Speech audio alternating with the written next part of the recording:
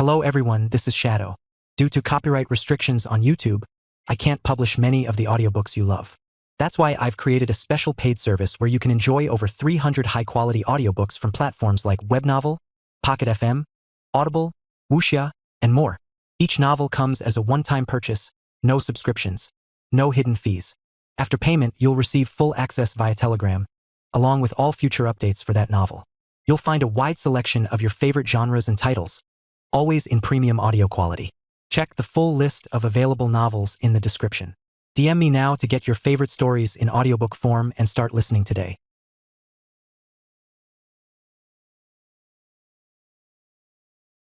Chapter 775. A Villain, 2. A figure stood amidst the debris. The air was dry, and a white sun hung over the sky, washing the world below in a pale, lifeless glow. I should be in the right place, Julian muttered, his gaze sweeping the surroundings. This was supposed to be the area within the area of the mirror crack in Bremer. It was just a little bit outside the safe zone. However, this was exactly where he needed to be as he took out a small object from out of thin air. Master told me that I have to plan this over here, correct? He looked around.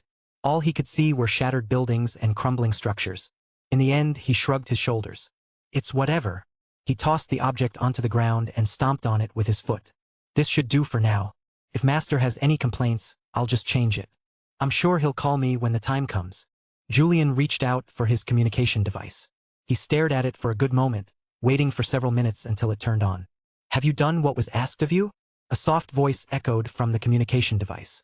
Julian's brows furrowed for a moment, but he eventually nodded his head. Yes, I have completed the mission. That's good. I'm sure the Seed of Dawn will be happy with your actions. You think? A smile cracked on Julian's features. To him, his master was everything. He was the sole reason why he was allowed to live again, and he was also the person who had helped him become who he was today. In the years that he had spent with him, he was able to learn a lot. In particular, the way he carried himself. I'd be happy if that were the case. Julian was no longer consumed by madness and obsession like he was in the past. He came to learn to control such emotions, never outwardly showing them, but instead, using them to fuel and control his power. The way a person carried themselves was also a reflection of their power. The more out of control one was, the more out of control their power was. It was only when one had absolute control over their emotions and the way they behaved that they'd truly become strong. You shouldn't be happy just yet. I've received a report that those from the Empire are surrounding the mirror crack. They're looking to eliminate you. They are? Yes. It seems like there are quite a few powerful people. Do you need help? Julian's eyes narrowed. Despite getting told about the situation, he didn't look at all concerned. If anything, there was even a glint of excitement in his gaze. However, he was able to quickly suppress that excitement as he shook his head. Help would be nice, but I think it's a little too late for that. I can already feel them coming from a distance. By the time you arrive, it'll all be over. It's best if I use this chance to run away. Are you sure? Yes. Julian's voice remained calm despite the situation. It would certainly be helpful if she chose to assist. As the low seat of attraction, one of the low seats, she possessed considerable power. The issue was that even if she were to come, it would be hard for them to win. Now that I think about it, I did hear that she used to be in the same academy as me. What was her name again? Elizabeth Smith? Or something like that. He had never bothered to ask her. Nonetheless, she used to be one of the Black Stars of Haven. There was no questioning her abilities. If you want to be of help to me, how about you create a waypoint for me to escape? While I don't think I won't be able to handle the people coming at me, it's always best to set up a contingency plan. I understand. I wish you luck. MHM. With a soft nod, the communication ended. Julian's eyes narrowed further as he looked towards the distance. In truth, there was something that he hadn't been truthful about. He wasn't really planning on escaping. It wasn't because he was confident in his victory. He was, in fact, unsure. The original plan had truly been to run away. However, that all changed the moment he felt a familiar aura. He wasn't even hiding it. He was showing proudly, almost as if he was taunting him. Well, that's fine. This all worked out for him. He had been waiting to see him again. Not just because there were several things that he wanted to talk with him about, but because there was something that he needed from him. Julian slowly brought his hand to his chest, clenching it. Finally, he could get his hands on the thing that would make him whole again.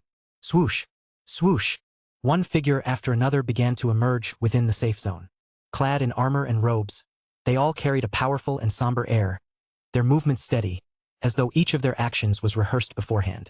Each presence seemed to thrum faintly against the air, their armors glinting under the pale white sun above. At the helm of the group stood Aoife, her cold gaze sweeping the surroundings. She carried a commanding presence, one strong enough to press back against the collective weight of pressure radiating from the army itself. Cast a net over the area. Find him and trap him at any cost. Her eyes narrowed, and the air grew colder. Even if it costs you your life. Find him, no matter what. It felt as though the air had been stripped from the place. Every eye stayed fixed on the princess as her gaze swept the perimeter. Then, one by one, the guards slipped away, racing toward the mirror dimension's access points. Only one figure did not move. It was only when everyone left that he finally turned his attention towards Aoife. You've changed a lot. Aoife turned her attention to Leon. Noticing the way he was looking at her, the coldness in her expression softened, melting ever so slightly. She, too, was clad in armor, protecting her chest, shoulders, hips, and legs. As her red hair fluttered silently in the air, she looked towards the distance. I never truly understood it before, but ruling an empire is far from easy. Her words drifted softly through the air as her eyes grew momentarily hazy. An empire cannot be governed by mercy alone. Only authority and power hold it together. Show even the slightest weakness, and who knows what might happen. I might very well find my head separated from my body. There was a certain irony in her words as she spoke. I'm tired of all this. I want to leave everything behind and return to how things once were. I didn't realize it at the time, but those days at the academy were probably the best of my life. A pity I can no longer do that. Shaking her head, Aoife redirected her gaze towards Leon. I don't know exactly what happened with Julian, but you need to understand that in my position, I have no choice but to eliminate him. I am not going to stop you, Leon answered flatly, his robes shifting silently as his gaze remained fixed on the mirror crack. Soon, the crack hummed, and shortly after, a couple of figures emerged, causing Aoife to raise an eyebrow as she glanced at Leon. What are you, huh? Where did? Aoife hastily looked around, stunned by Leon's sudden disappearance. He had just been here a moment prior. Oi! A voice reached Aoife not long after, causing her to freeze on the spot. Even after years have passed, you still haven't changed. You still look like a bitch. Swoosh! Leon's figure blurred, passing through several areas. Cough! From time to time he coughed, his chest tightening under a crushing pressure. It was as if a massive boulder had been set upon him, pressing down relentlessly. He nonetheless ignored it. Almost done. I'm almost done. He was beyond tired. It had been a very long time since he had gotten some proper sleep. The years had been like a blur to him. His strength had gone through significant changes, with him mastering everything that he had learned from Mortem. He had now reached the pinnacle of Tier 7, just a small step away from ascending to Tier 8. He had already succeeded in merging his domain with the outside world. All that remained was to shatter it completely. However, that was easier said than done. That was the quickest, yet most difficult step. One wrong move and he'd be crippled for a long time, if not permanently. He had been holding out for quite some time. Leon just never felt that he was in the right condition to attempt such a dangerous task. Ha! Taking a deep breath, Leon finally came to a stop and surveyed his surroundings. He was standing amidst the ruins of a city, one he had been to before. Right, this is the same place where the summit had been. The Regolia monarchy, right? Leon wasn't entirely sure. It had been a long time since the summit. Yet he was certain he had been here before. As his gaze swept across the ruins, it eventually settled on a specific area where several figures had gathered. He dashed towards them, but as he did, his expression shifted. Because they're dead. From their armor, it was clear they belonged to Aoife's army. They all stood in formation, ready to battle. But as Leon drew closer and got a better look, he realized how wrong that impression was. Though upright, their faces were drained of all color, their skin completely dry, and their eyes fixed in horror on something in the distance. Leon's expression shifted subtly as he dashed forward. As he did, he was met with similar sights. His chest grew heavier and heavier with each passing second, until, tack, he came to an eventual stop. A figure stood on top of a broken building, their cold gaze locked in Leon's direction. For a moment, time seemed to come to a total standstill between the two of them. But that was until, "You're here." A smirk began to play on the figure's lips, his eyes flickering into a purple hue as he extended his hand. "Hand it over," he muttered, his voice calm. "The chalice. Hand it over." Chapter 776. A Villain, 3. Pair of eyes met. One gray, one hazel. The world came to a standstill the moment the two stopped to look at each other. In the end, the silence between the two didn't last for long. "Are you not going to give it to me?" He looked the same, but he wasn't the same. For a brief moment, Leon felt his chest tremble. However, he was quick to calm himself down as he closed his eyes before opening them up again and staring at Julian. "I apologize, but I don't think I'll be able to do that." "Why?" Rather than getting angry, Julian remained calm. This was different compared to the crazed Julian he had grown up with. "Why won't you give me the chalice? Are you worried that the moment I drink whatever is in the chalice, your little friend will never be able to come back?" A soft smile marred Julian's features as he looked around. "You're right about that." His expression contorted for a brief moment. In that moment, Leon almost seemed to see the real, raw version that he had grown up to see. And yet, just as it seemed like Julian would lose himself to the anger, he took a couple of breaths and calmed himself down. Right. I'm no longer that person." He massaged his head while looking back at Leon with a calm look. One that left Leon deeply unsettled. "Since you won't give me the chalice, I'll have no choice but to take it myself." Julian looked around, his eyes narrowing. "I'll have to be quick, though. I don't think I have much time." Julian's eyes turned purple right after that. Immediately, something about the surroundings changed. They grew heavier, colder. Chills started to run down Leon's body as he looked at Julian. He had heard all about his exploits and strength. However, it was only now that he was standing before him that he could feel just how much more powerful Julian had become. Just one look was enough to send chills down his spine, and at the same time, blind him. Yes, blind him. Leon lost his sight. Everything turned completely black. Leon's heartbeat quickened as he forced himself to remain calm, his ears perking up to catch any sound around him. Swoosh! There! With a twist of his body, a sword materialized in Leon's hand as he slashed down in the direction from which he felt the movement was coming. But he was unable to hit anything as his sword sliced through the air. Swoosh! The wind behind him stirred, and Leon grew alarmed. Bang! He stomped his foot against the ground, halting mid-motion. His torso twisted sharply, joints popping and bones creaking under the sudden strain, the sound cutting through the air like dry wood bending. HAAA! In just a brief moment, Leon managed to alter the course of his attack. This time, he was finally able to hit something. Bang! Leon found his vision returning as he looked ahead, where a figure stood, looking a little impressed as he massaged his neck. "That's pretty impressive. You have some serious control over your muscles," Julian complimented, looking completely unscathed. Leon didn't feel much from the compliment. At least not from him. However, it was also true that he had absolute control over every muscle in his body. He hadn't been wasting his time in the past 2 years. He had trained without pause, every single day, never once taking a break. He sought out experts from every empire, including his master in his own empire. The result was this: absolute muscle control. "You're pretty good yourself," Leon replied, trying to take this opportunity to vibrate his inner muscles, warming them up further. The more warmed up they were, the more he could control them. "Thank you.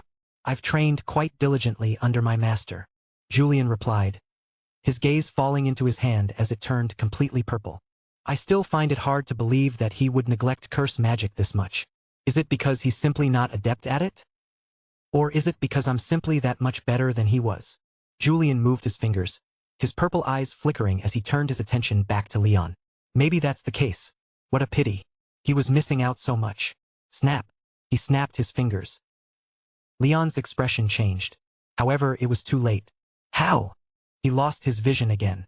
There are just so many possibilities with curse magic. Just look at you now. With just a snap of my fingers, I made you lose your sight. Leon's head flicked to his right where he heard the voice. "But sight isn't the only thing I can remove from you." Snap! With a sudden snap, Leon suddenly lost all hearing. The world around him grew completely silent. From sound to vision, he had lost both. Shit! Leon's face crumbled. For a moment he grew flustered. This was the first time he had ever encountered something like this. It wasn't like he had never encountered a scenario where he had lost one of his senses. But both? No, I can't let him get close to me. Thankfully, Leon had a good memory. Even though his sight and hearing were impaired, he was aware of exactly where he was. Without wasting a single second, he pressed his foot onto the ground and pushed himself away. Feeling the snap of his legs, he relied on his remaining senses to make sense of his surroundings. With everything memorized, he had a good idea of where he was going as he started to dash in different directions, trying his best to buy time for himself. Just like before, there's a time limit for each of the curses. So long as I last until then, I should be fine. The real issue at hand was trying to figure out how Julian had managed to plant the curses on him. So what if he managed to wait for long enough for the curses to die down? If Julian were to curse him again, then he'd be doing the same thing again. He had to think quickly. No, wait. Leon suddenly stopped, an idea popping into his mind. Right? Why didn't I think of that? So what if he didn't have his sight or hearing? What did those matters when he had his domain? Leon pressed down onto the ground, and the surroundings shifted.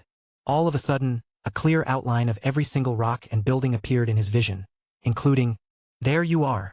Leon's legs snapped, releasing all the built-up tension like the string of a bow drawn to its limit. Perhaps not expecting Leon to do this, Julian wasn't able to react in time as Leon appeared before him in the snap of a second. Still, Julian reacted fast enough to summon a large purple hand, covering his entire body. Bang! The hand shattered almost immediately, but it was just about enough to absorb most of the power coming from Leon's attack. Julian tried to follow up with another attack, but Leon was faster. With his entire body glowing a yellow hue, the stars faded from the surroundings. His body gained an unbelievable amount of power as his muscles swelled, and his speed shot through the roof. He was so fast that Julian didn't even have the time to react before Leon was already upon him. His sword sliced down. Swoosh!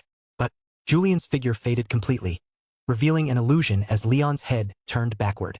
He still couldn't hear or see, but he didn't need such senses within his domain. At this very moment, he could see and feel everything that was within his domain. As such, the moment Julian's afterimage faded and he appeared again, he was already upon Julian, his sword cleaving down from above. Despite the suddenness of Leon's appearance, Julian wasn't flustered, but rather, a smirk tugged at his lips as the sword came down.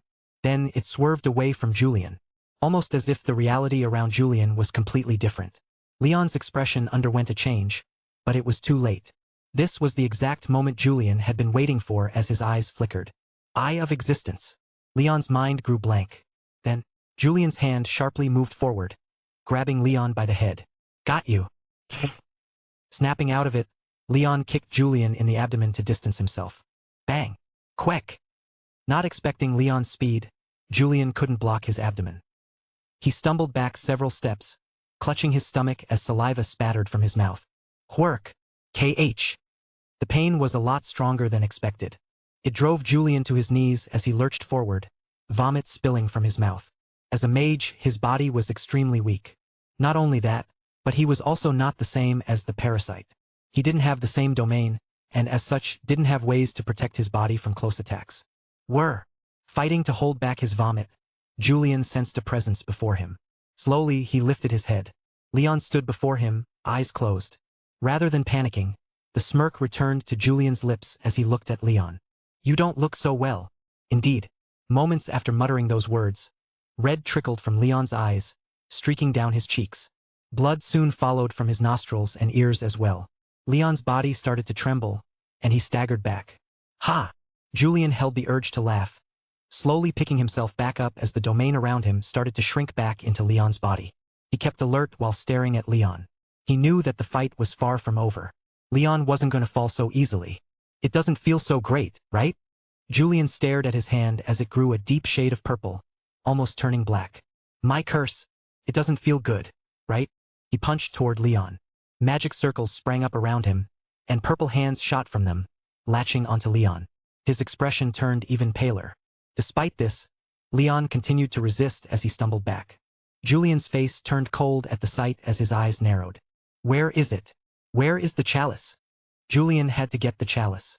It was the key to becoming whole again. He couldn't live with the thought of his body being taken over once more. The anxiety it brought was nightmarish. There were days when he couldn't sleep, thinking that the moment he closed his eyes, he'd find himself back in that prison that had sealed him for so long. He couldn't do it. He wouldn't do it. The chalice. Julian's voice grew even colder, his expression slowly crumbling. Give it to me before I have to kill you for it. His hand rose, and hands latched onto Leon. Just as Julian was about to take another step, he froze, eyes landing on the blue veins suddenly spreading across Leon. There it is. A slow and gradual smile began to spread on his lips moments later. It wasn't so hard, was it? Chapter 777. A Villain. 4.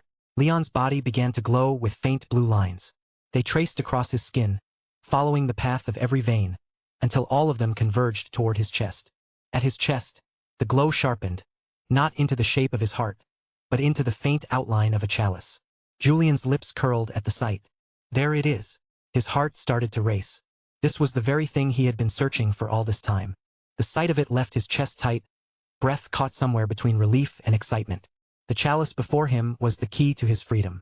I no longer want to be stuck in that prison. In the past 2 years, Julian had learned to cherish the life that he had. It was weird, but in all the time he was imprisoned, he learned to admire and appreciate everything that he didn't before.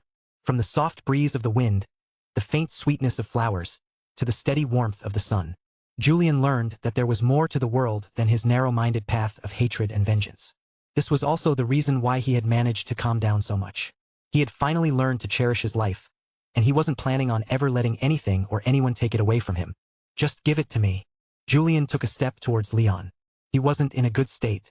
The cursed magic gnawed at him from the inside, running wild through his veins. Blood seeped from his nose, his ears, and even the corners of his eyes, leaving his face streaked with blood. Despite this, Leon didn't look like he was about to give up. Though unsteady, he still remained standing, his gaze fixed on Julian. Seeing Leon act like this, the smile on Julian's face faded. Why are you struggling so much? He didn't understand it. Wasn't he just a knight? As far as he knew, he was also a prince. He was still struggling to understand how a prince had become his knight. But that wasn't the point. The point was, what's the point of doing all of this when you can just go back home to your family and enjoy a good life? You're not even a knight anymore. Why do you do the things that you do? Julian didn't just ask the question to fulfill his curiosity. He wanted to waste time. The longer it lingered, the stronger the cursed magic grew, tightening its grip on him with each passing moment. Julian knew how powerful Leon was. If possible, he didn't want to take any risks, especially when he understood that Leon wasn't the only person present within the mirror dimension. He was practically surrounded from all sides. Ha! A soft laugh grabbed Julian's attention again as he looked at Leon. With a smile that seemed to have taken everything out of him, he mumbled, I wonder too. What does that mean? I don't know. Leon drew in several steadying breaths, his shoulders rising and falling as he forced his eyes shut. Blood still seeped from his eyelids, trickling down his cheeks, but he pushed past the pain, focusing inward. The chalice etched within him pulsed once, faint light rippling through his veins, and slowly, his wounds began to knit themselves back together. Huh? The sudden changes took Julian by surprise, his body tensing. The chalice within Leon's body pulsed further, and the bleeding finally stopped. This was the moment that Julian understood that he had underestimated Leon. At the same time, however, his breath grew more ragged as he looked at the chalice. I want it even more now. His eyes glowed purple once more. A black film began to expand from beneath him, inching towards Leon rapidly. It was too bad that Leon's eyes snapped open the moment he did that. Stomping his foot down, he disappeared from the spot, appearing several meters away. Julian's expression grew serious, and several magic circles spiraled into existence before him, glowing in shades of deep purple, each one twisting and rotating in the air. With a sharp thrust of his hand forward, the circles flared. Purplish-green hands erupted from the magic circles, clawing through the air as they reached for Leon. Their fingers twisted unnaturally, grasping with a hunger that made it seem like they were desperate. But Leon moved as though he had eyes in the back of his head, slipping past each attempt with sharp, instinctive precision. Bang! His feet slammed into the ground, cracking the surface beneath him as he launched forward, stomping hard toward Julian. He arrived before Julian, who, for the first time, grew a little flustered. Still, he was only flustered for a brief moment before collecting himself as his eyes narrowed and he focused his intent on his surroundings. The gravity around him pulsed, and Leon's movements lagged for a brief second. That brief second was all Julian needed. His head turned towards Leon as his mouth opened. And then, show! Threads shot out from his mouth. Leon's face changed at the unexpected sight, flinching for just a moment as he raised his hand to block. But, swoosh! The threads shot past his body. Shit! Realizing almost instantly that it was an illusion, Leon spun back, hand shooting toward his head as he ducked under the attack. He pivoted on his foot, swinging the hilt of his sword upward, aiming straight for Julian's chest. Wham! The hilt of his sword met a knee, and Julian's face winced under the pain. Leon didn't pause. He twisted, elbow rising as he spun around, appearing at Julian's flank. His elbow landed first, striking at his exposed torso. This time, Julian was a step too late to react. Wham! The attack hit. Julian's face paled, pain curling at the side of his body as he staggered to the side. Leon didn't waste the opening. The intensified gravity weighed down on him, forcing every muscle to scream under the strain. Yet he moved almost as fast as he normally would. The chalice in his chest continued to pulse, revitalizing his every movement.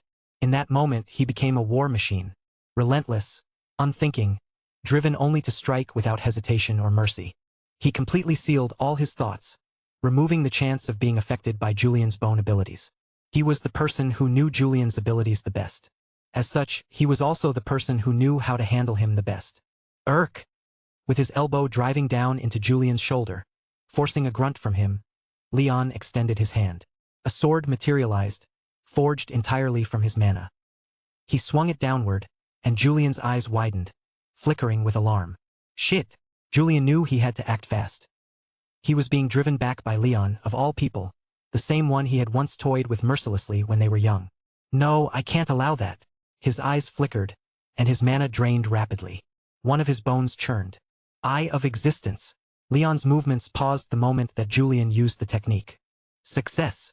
Julian thought in his mind as he braced himself, preparing to counterattack. But before he could even savor the moment, Leon's mana-forged sword came crashing down again. What? Julian truly grew flustered by the sight, his face crumpling as several magic circles appeared all around him. Sight, sound, smell, touch, taste. Julian sealed all of Leon's senses. And yet, he continued to strike down, the sword aimed right at him. It was almost as if he didn't need any of his senses. Julian had truly run out of options at this moment. The only thing he could do was stare blankly at the sword above him as it struck down towards him. But the inevitable blow never came. Instead, a tense silence fell. Leon stood directly before Julian, his body etched with glowing blue lines, frozen in place, the mana-forged sword hovering just above Julian's head as the heat coming from it spread in waves around his face. The silence lasted for several seconds as they both stood in silence. And then, Berg! Blood spilled out from Leon's mouth, falling onto the ground as his entire face turned pale, and the blue lines around his body pulsed wildly. Julian stared at the sight in shock, but soon a smile played around his lips. As expected, he wasn't unaffected. Julian looked down at Leon. His entire body was covered in thin red lines, each formed from the threads he had silently spread around himself. They were meant to be his final line of defense. Individually, each thread was fragile, almost laughably weak, but that was how they were designed to be. They weren't meant to hurt a lot or be felt. They just had to hurt a little, but enough to be ignored. The result? A slow and unknown accumulation of curse magic within the body. Berg! Blood spilled from Leon's mouth as he dropped to one knee, his body trembling under the weight of the curse eating at him. The blue veins etched across his skin flared with light, pulsing violently as if straining against his injuries, forcing themselves to knit his body back together even as more blood flowed. But would Julian allow him to heal? If you'll excuse me. Having already learned his lesson, he moved rapidly towards Leon before pressing his hand against his chest. Ark! Leon screamed with pain as blood began to seep out from his chest, Julian's hand digging right into it. Relax. You should already be numb from my curse. This doesn't hurt as much as you think it does. Blood spattered across Julian's hand as he drove it into Leon's chest, the blue veins along Leon's body flaring brighter than ever. Julian ignored it all, focusing only on digging deeper, until his fingers closed around the chalice and he finally pulled it free. Spurt! Hararg! A heart-wrenching scream echoed from Leon's lips as he staggered back, falling onto the ground as blood continued to gush out from his chest. H-ha! H-a-a-a! His screams echoed wildly, filling the surroundings. And yet, Julian paid them no mind. His entire focus was on the chalice in his hand as his eyes glowed with excitement. Yes, finally. I finally have my hand on this. His heart pounded as he held the black chalice, its contents swirling with a strange, dark liquid. His own reflection stared back at him from within it. And in the background, Leon's screams slowly faded into silence. The world grew silent in that moment. It was just him and the chalice. But Julian didn't spend much time admiring the chalice. He gripped the chalice tightly, and then, just like that, it vanished from his hands. He lifted his head not long after. Rumble! Rumble! The surroundings quaked, and his lips pulled into a smile. It's about time. I thought they'd be slower. Chapter 778. The Last Angle 1. A few moments prior. What do you think happened to Julian? The question came from out of nowhere. It was something that each was curious about but didn't dare voice out. The relationship between the three had changed over the years. It's obvious that he's changed. Do you think he's the same person that we know? Aoife's question pulled the group into a brief silence. Evelyn slowed to a stop, the heavy scent of iron and dust clinging to the air, mingling with the faint warmth of the sun filtering in. She took in the surroundings with a cautious glance before giving a small shake of her head. No, I don't think so. Evelyn had long understood that Julian carried his own secrets. The boy she had known in their youth was not the same as the man she had come to know later. Aoife was also of the same opinion. She too knew about the fact that the Julian that she knew wasn't the real Julian. That was why she clung to the hope that it really wasn't him. And yet, thinking about the possibility that it was truly him, Aoife felt her chest ache. She really wanted to be wrong. After all, despite all of their differences, he was a person that had helped her grow. He was someone that she truly trusted. Please let me be wrong. The same was true for Kira as she didn't say a word. Her gaze silently locked towards the distance. She too hoped it was all fake or some sort of scheme. Aoife suddenly stopped, looking up as her eyes narrowed. I can feel fluctuations coming from the distance, she muttered, her hair fluttering in the wind as her gaze lingered over a certain building. Her heart raced as she turned and looked to her sides. A pair of familiar figures appeared. They too stared into the distance with certain frowns. I can feel it too. I think Leon managed to find Julian. They should be in the middle of a fight. The fluctuations were wild, and they could reach all the way towards where they were. Aoife turned her attention behind her, right where her soldiers appeared. There were quite a few of them, each stronger than the other. The issue, however, lay in the fact that there were many of them. At the rate that we're moving, we won't be able to make it towards where Leon is. Aoife had full faith in Leon's abilities. However, she also understood Julian's abilities. He wasn't someone that they could simply dismiss, even if they wanted to. In fact, the last time that she remembered, Julian was stronger than Leon. The gap wasn't wide before, but it had started to widen after a while. Aoife wasn't exactly sure of Leon's current strength, as he had been missing for quite some time. But if there was one thing that she was aware of, it was Julian's current strength. He had caused quite a lot of stir within the Empire over the past couple of years. She wasn't sure, but Aoife had a feeling that Julian was currently at least tier 8. Having seen Leon beforehand, she didn't think he'd be able to last for too long against Julian. We should hurry up and help him. Aoife came to a decision rather quickly as she turned back to look at her army. Try to keep up. I'll be going first. Stomping her foot onto the ground, her body shot in the direction of where she felt the fluctuations. Wait, where are you going so fast? Aoife? Startled, Kira and Evelyn hesitated for just a beat, a fraction slower than Aoife, before breaking into a dash toward the same source of the fluctuations. As they did, a heavy tension filled the group. Boom! A distant building disintegrated, and from within its ruins emerged a particular figure. The world came to a sudden stop. Their eyes met, and Julian instantly sensed an overwhelming weight pressing down on his body. I finally found you. A screeching voice reverberated through the air, and the sky turned a scarlet color. The pressure that bore down on Julian increased, and she soon appeared before his eyes, adorned with flowing, fiery red locks cascading down her back. Her hair danced in the sunlight, displaying hues of crimson, copper, and gold, as if flames had been artfully woven into the fibers of her hair. But it was her eyes that truly attracted Julian's attention. Gleaming like golden orbs, they possess a depth and brilliance that seemed to reflect the distant sun. Is that all you have to say to me? Her gaze contained a little something. It looked like disappointment and sadness. Perhaps a little something else. Julian's mouth had just parted open when all of a sudden, the sky, which had previously dyed red, turned a purplish hue, and lightning began to crackle down from the sky. Cracka, cracka. It tore at everything beneath, destroying the buildings and infrastructure with an unstoppable might. In a matter of moments, the clouds ruptured, unveiling the silhouette of a woman. Her vibrant purple hair swayed gracefully through the expanse of the sky, while her piercing gaze, brimming with an overwhelming sense of animosity, fixated upon me. Cracka, cracka. The sky continued to be ravaged by relentless lightning, intensifying the pressure that oppressed every inch of my being. The force was so formidable that Julian could feel it with every inch of his body. Yet, inexplicably, the individual I was presently possessing displayed unwavering stubbornness. Julian's bones cracked, and he started to have a harder time standing still under the pressure. The fight against Leon had consumed a lot of his energy. Yet, as if what he was experiencing meant nothing, he remained standing where he was. So, you're finally here too. His voice carried through the air, reaching the woman with lustrous, purple hair suspended in midair. He wasn't all that familiar with Aoife, but her? He knew her quite well, and seeing how far she had grown and seeing her current strength, he couldn't help but feel something stir within him. The lightning surrounding Evelyn crackled with increased intensity, while her gaze seethed with amplified hatred. However, she remained immobile, as if she couldn't move at all. That was when Julian's lips curled, and the world underwent another change. From red to purple, to black. Abruptly, darkness engulfed his sight, causing the distant city to vanish entirely. The sky dissipated, and everything in my surroundings vanished, leaving only the two women ahead of him. Domain? Emerging from the depths of the inky abyss, a figure took shape in the distance. Her eyes, a vivid shade of crimson, radiated with an intense luminosity that pierced through the darkness, unveiling a cascade of snowy white hair flowing down her shoulders. She, too, looked at him with nothing but hatred. Feeling all the hatred directed his way, Julian felt his chest stir, not from fear but from excitement.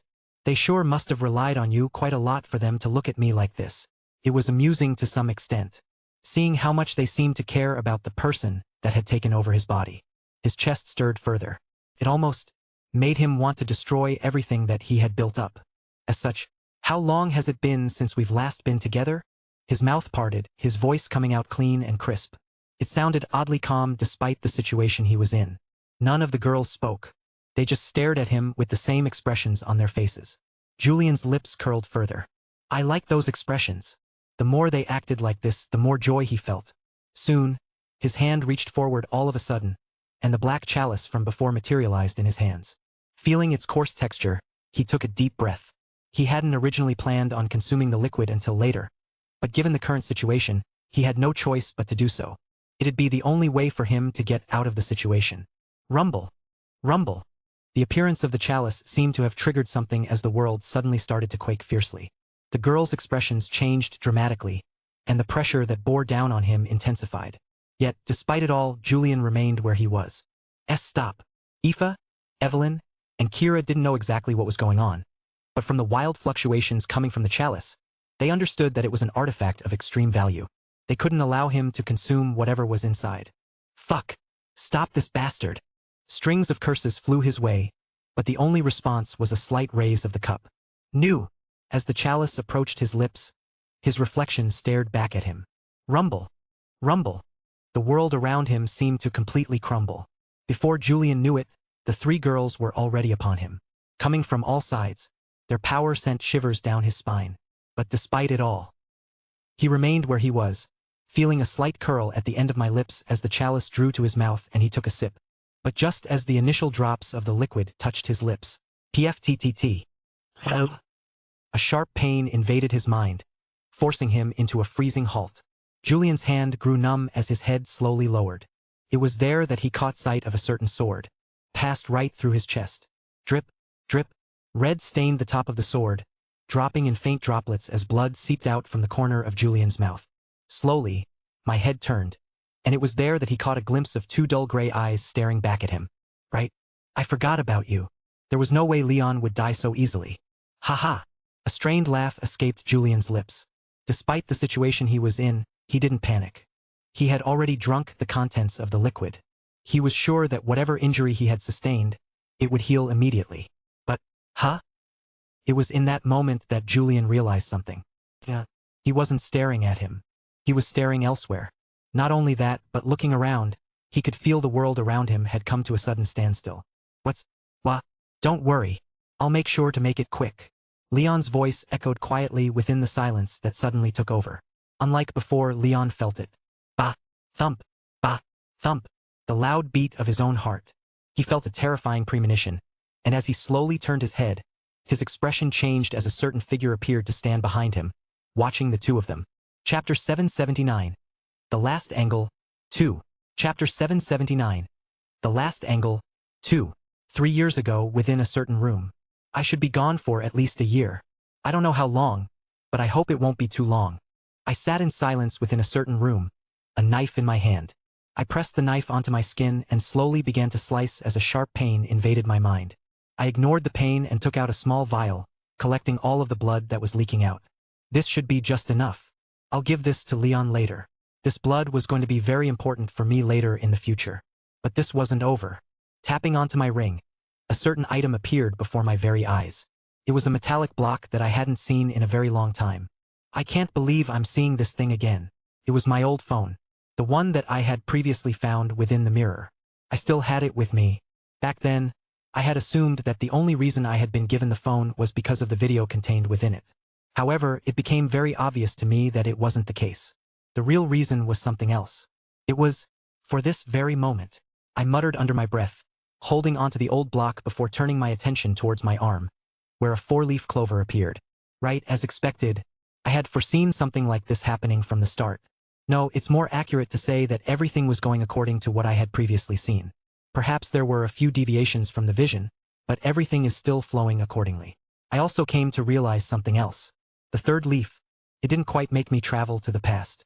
At least not my body. What it did was send my soul to the past. However, whatever damage my soul would sustain would be reflected on my body. The 3rd leaf was also the key to everything. That and the 4th leaf. Sitting in silence while staring at the phone, I clenched it tightly before eventually turning my attention towards the tattoo and pressing into the 3rd leaf. The surroundings grew silent right after that as nothing happened. I sat in silence, waiting for something to happen, but even as the seconds ticked, nothing of the sort occurred. How cruel! A bitter smile formed on my lips. This wasn't surprising. The 3rd leaf always had its own timing, and I knew that it was waiting for that timing. In the end, the only thing I could do was take a deep and steady breath. Forcing myself to calm down, my gaze lingered on my arm, the faint sting still present before shifting my attention towards the knife next to me. The blood still stained its sharp end as the cut on my arm slowly began to heal. I leaned back on the chair, feeling the lingering pain at the back of my head. I wasn't doing this because I wanted to. This step was something that I had to do. It was necessary. It should be recovered enough. Swiping my hand and putting everything away, I stood up, staggering a couple of steps before collecting myself. While I hadn't taken a lot of blood, the blood I had collected was of great importance, causing me to be in this state. Turning towards the nearest mirror, I looked at my own reflection and paused. I looked like shit. With my hair plastered to my forehead and my complexion unusually pale, I looked dreadful. It looked like I had just recovered from a high fever. I smelled myself. Thankfully, I don't smell. It was important that I didn't smell on this occasion. I wasn't war. Are you ready? Torrens' soft words whispered in the air, bringing chills down my entire body as I froze on the spot. My lips trembled, and for a moment, I wanted to shake my head. However, I knew that this wasn't something that I could avoid. I was simply too weak. I couldn't escape him even if I wanted to. But at the same time, I had foreseen this before. I knew it was coming, and I had prepared for it. This was why, as I closed my eyes, I found myself mumbling the words, "Are you sure you want to do this? Me? Sure?" His tone almost sounded mocking as he spoke. Why wouldn't I be sure? You should know very well that I must do this in order to accomplish my goal. No, I'm not talking about that. My face started to relax as I looked at him, my voice growing colder at the same time. Although I wasn't sure, it almost felt as though a certain figure had appeared beside me, pressing his hand onto my shoulder as I spoke his direct words. There's nothing that can escape my grasp. A few memories flashed across my mind. From the blood leaking from my arm, to the 3rd leaf. I've seen and witnessed everything there is to witness. When I ask if you're sure you want to do this, what I'm really asking is whether you've considered if this was something that I had planned in ADV. I stopped right at the end of my sentence as something within me started to stir. In that moment I felt it. The effects of the leaf. They were beginning. In the end, I smiled and laughed. Never mind. Regardless of what you do, you'll always dance inside the palm of my hand. Do what you wish, I never had the chance to finish my sentence. A hand pressed against my face moments later and my vision turned black right after. It seemed like it was all over. But, the moment the darkness faded and light spilled into my vision, an all too familiar room appeared before my very eyes. Don't worry, I'll make sure to make it quick. A voice I was all too accustomed to hearing drifted into the air. I slowly lifted my head, settling my gaze towards the TV screen that stood opposite the sofa where a figure sat. This is the last step, right? The last step before my hell is finally over. How many times had I seen this scene in the past? I had practically lost count. It almost felt as if I could recite every word by heart. But that wasn't what was important to me as I stared at the sofa in front of me. Although it was faced against me, I could sense the presence that lingered within it. It was frail and weak. I didn't show myself and just waited in silence. Eventually, a voice broke through the silence. So what do you think? My chest trembled at the sight of Noel. He was young. So much younger than the last time I saw him, and for a moment I nearly wanted to expose myself to him. No, I can't. Perhaps he had already noticed my presence, or perhaps not, but I chose to remain invisible. Not bad? Just that? What do you want me to say? I mean, you can lie. And why would I do that? Because it's my favorite game, right? A smile marred my lips as I stared at the interaction, my chest aching at the sight, knowing that this was probably going to be the start of everything. Or hell, be bitter. Cough, cough, brother. Everything proceeded as I remembered. Many times, I wanted to act, to move, but I restrained myself, holding myself back as a certain numbness settled at the back of my mind. Eventually, the inevitable goodbye with Noel came. I'll see you soon. Okay? Okay. A weak voice followed. Good. Noel smiled, his gaze falling on the presence within the figure in the sofa before turning his attention towards me. The surroundings froze for a moment until, clank, the door closed and silence filtered across the room. It was a silence that seemed to last an eternity until a certain voice shattered that fragile silence. What are you waiting for? My chest stirred in that moment, my throat tightening as I finally unveiled myself from the illusion and stepped forward, stopping next to the sofa and staring at the haggard-looking figure. Although I was already aware of the state that I had been in before passing away, staring at my disheveled, almost dying figure, something within me stirred. I didn't take my future self to be this emotional, the frail voice from my past self echoed. Looking down at him, I opened my mouth and soon smiled. I guess it means that I'm now closer than ever to becoming the eighth god, right? A weak smile formed on my former self as he looked at me. The two of us paused before my former self lowered his gaze, focusing his attention on a certain box next to the sofa. I didn't need him to tell me what to do as I lowered my body and opened the box on the floor, revealing a long black sword. A tremendous pressure pressed down on the room shortly after as I felt my old gaze on me. You know what that is, right? Yes, the extractor of containment.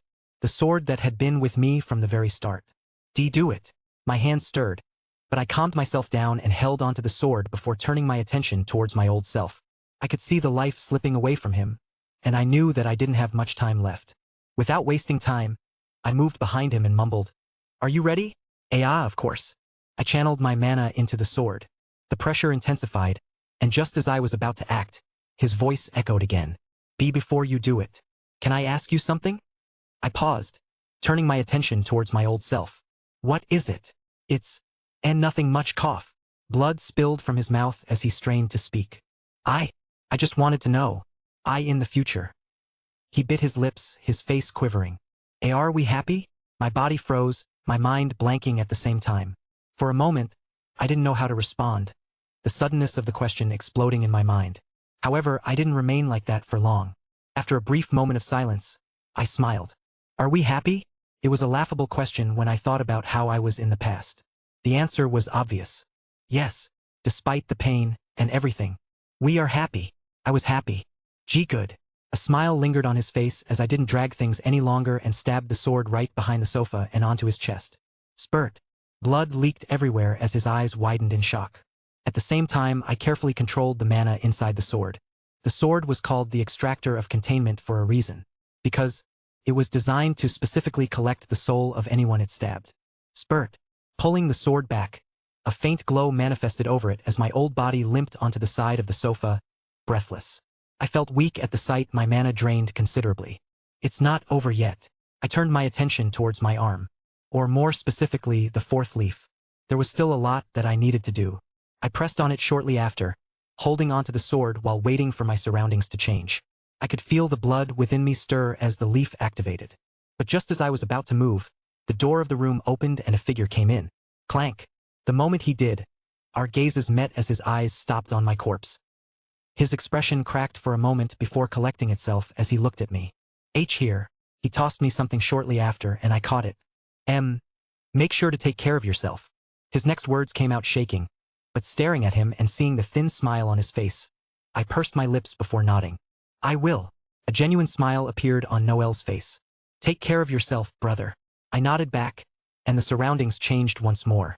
This time, a strong smell of dust entered my nostrils as a faint warmth spread over my body. A large white sun hung in the distance while the world was covered in gray. Rumble. Rumble. The world shook in the distance as I turned my attention towards the familiar sight. The fourth leaf worked. I stepped forward, only to stop the moment I turned my head. It was there that I caught sight of two figures, both staring at me. A little girl and me.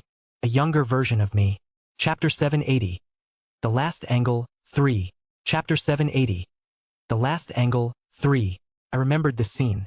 In fact, I had almost memorized it in my mind. How could I forget this scene? The scene. It was one that I had seen back during the summit. Back then, I had been extremely confused, surprised, and even lost. I didn't understand anything at all, and I just felt so helpless. But now? I see. It all makes sense. I stared at the little girl, or more precisely, Cithris, and the younger version of me that stood beside her. He looked at me in shock, his mouth opening wide. Was this how I looked back then? I looked stupid. The thought almost made me chuckle. But that wasn't important as I turned my attention towards Cithris as he stared at me in amusement. He smiled, alternating her gaze between the two of us. He. His eyes seemed filled with delight. You really do have a hand in everything, Oracleus. I focused my entire gaze on him, his form looking like that of Teresa. It was odd to see him this way, but if there was one thing that I could see, it was that the Cithris before me was no threat. It looks like he can't use his powers in the vision. This made sense as my lips parted. You've overstayed your stay. It's time you leave. You think? Yes. I couldn't allow him to watch this scene any further. This wasn't something he was supposed to see. That sucks, but I guess that's fine. I've seen and learned enough. Whatever you're trying to meddle with, it's not going to stop me. You've grown weaker and I, with a wave of my hand, the little girl froze. Clenching my fist, her form dissolved into the air, vanishing without a trace. She hadn't even had the chance to fight back. I didn't give him that option. The surroundings fell silent for a brief moment. But soon, I turned my attention towards my past self. My eyes narrowed at the sight of him. He's weak. This was around the time of the summit. I could more or less recall my general strength back then. I guess he's around the 4th tier, working to reach the 5th. I was still not strong. However, the gap between the me of back then and the current me was wide. It made me realize just how far I had gone. A certain voice broke me out of my thoughts as I looked at the younger version of myself.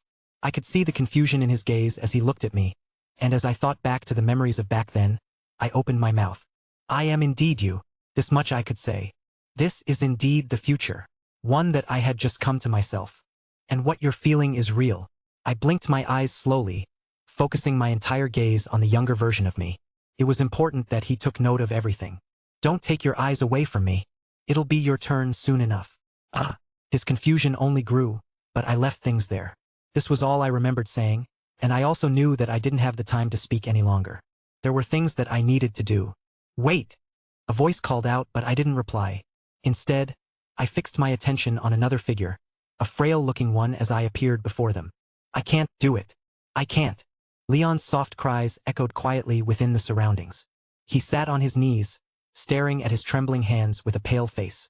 He looked to be in a sorry state, unable to go through with his actions. 2 swords sat next to him, and my gaze fixed on a particular one as I picked it up. This should be the one that I gave to him before I left.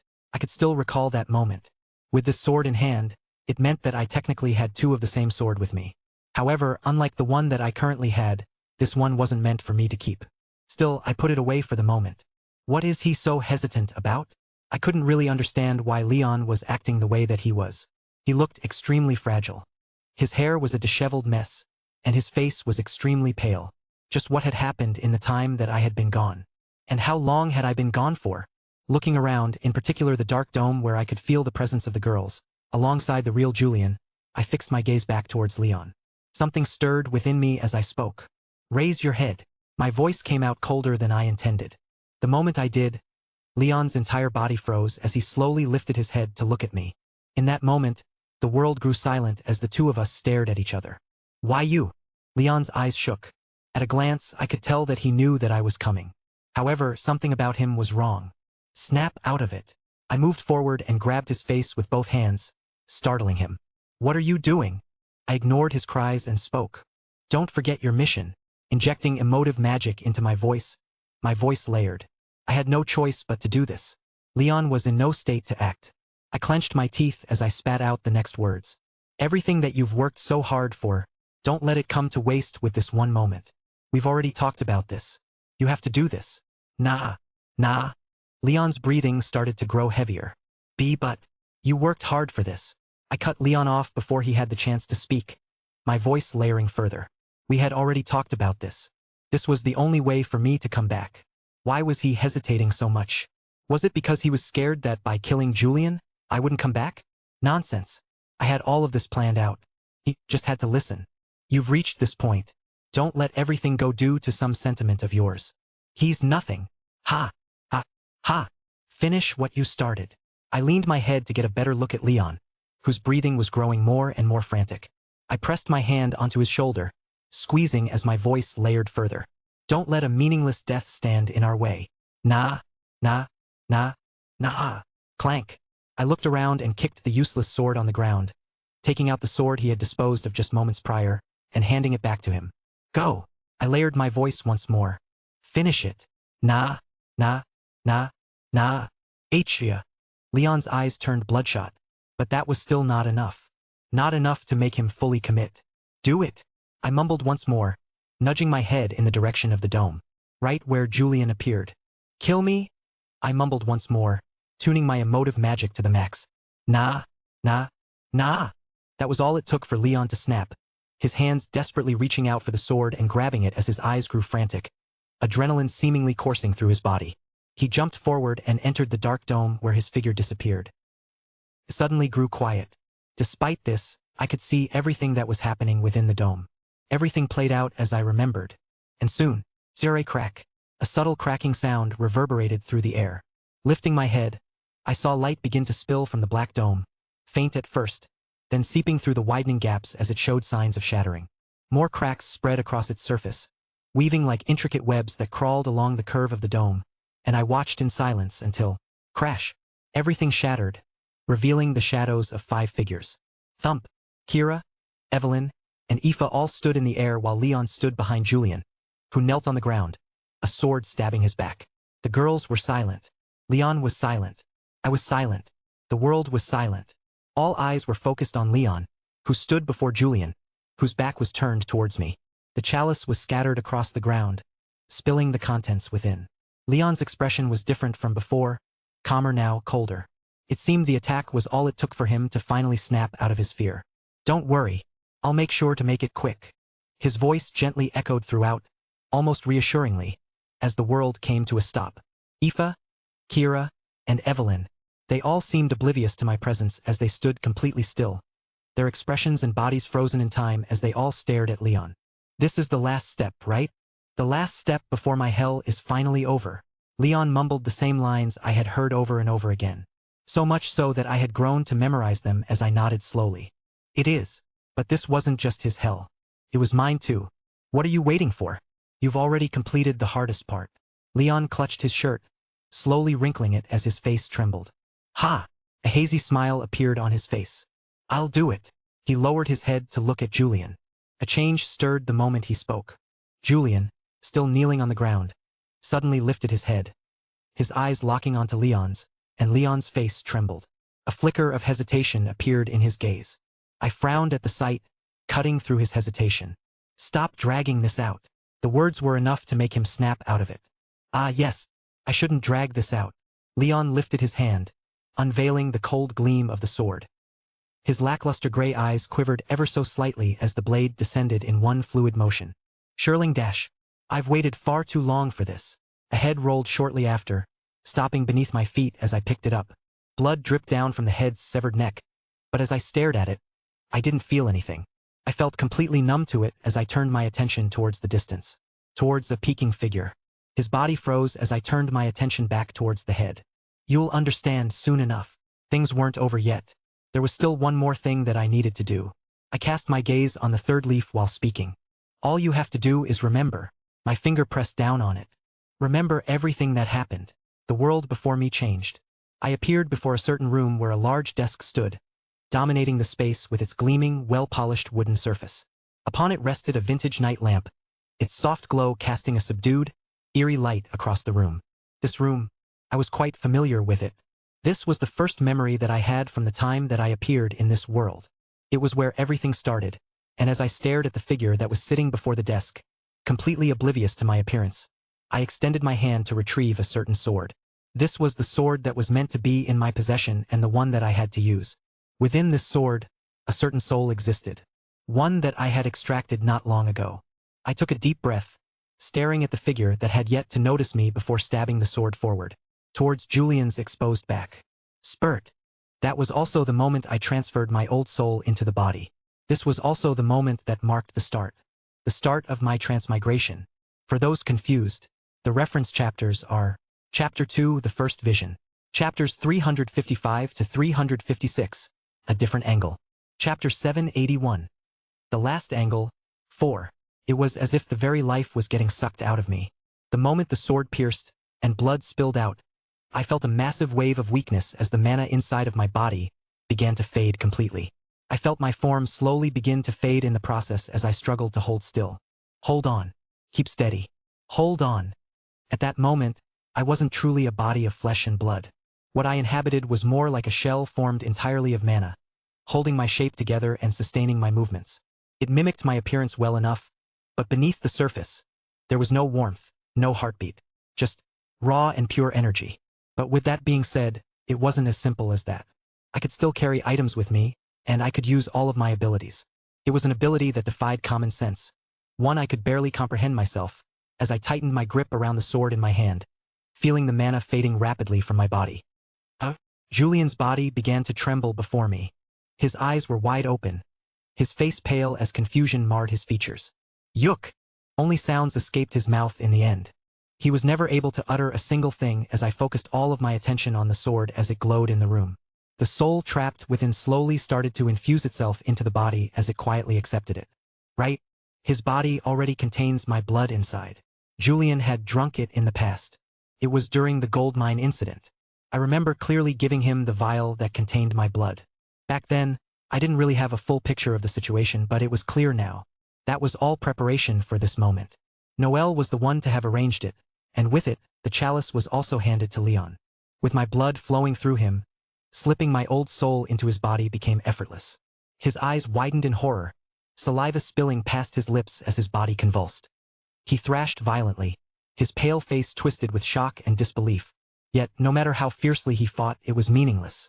His struggle held no weight against what was already decided. Thump! His head fell onto the table shortly after.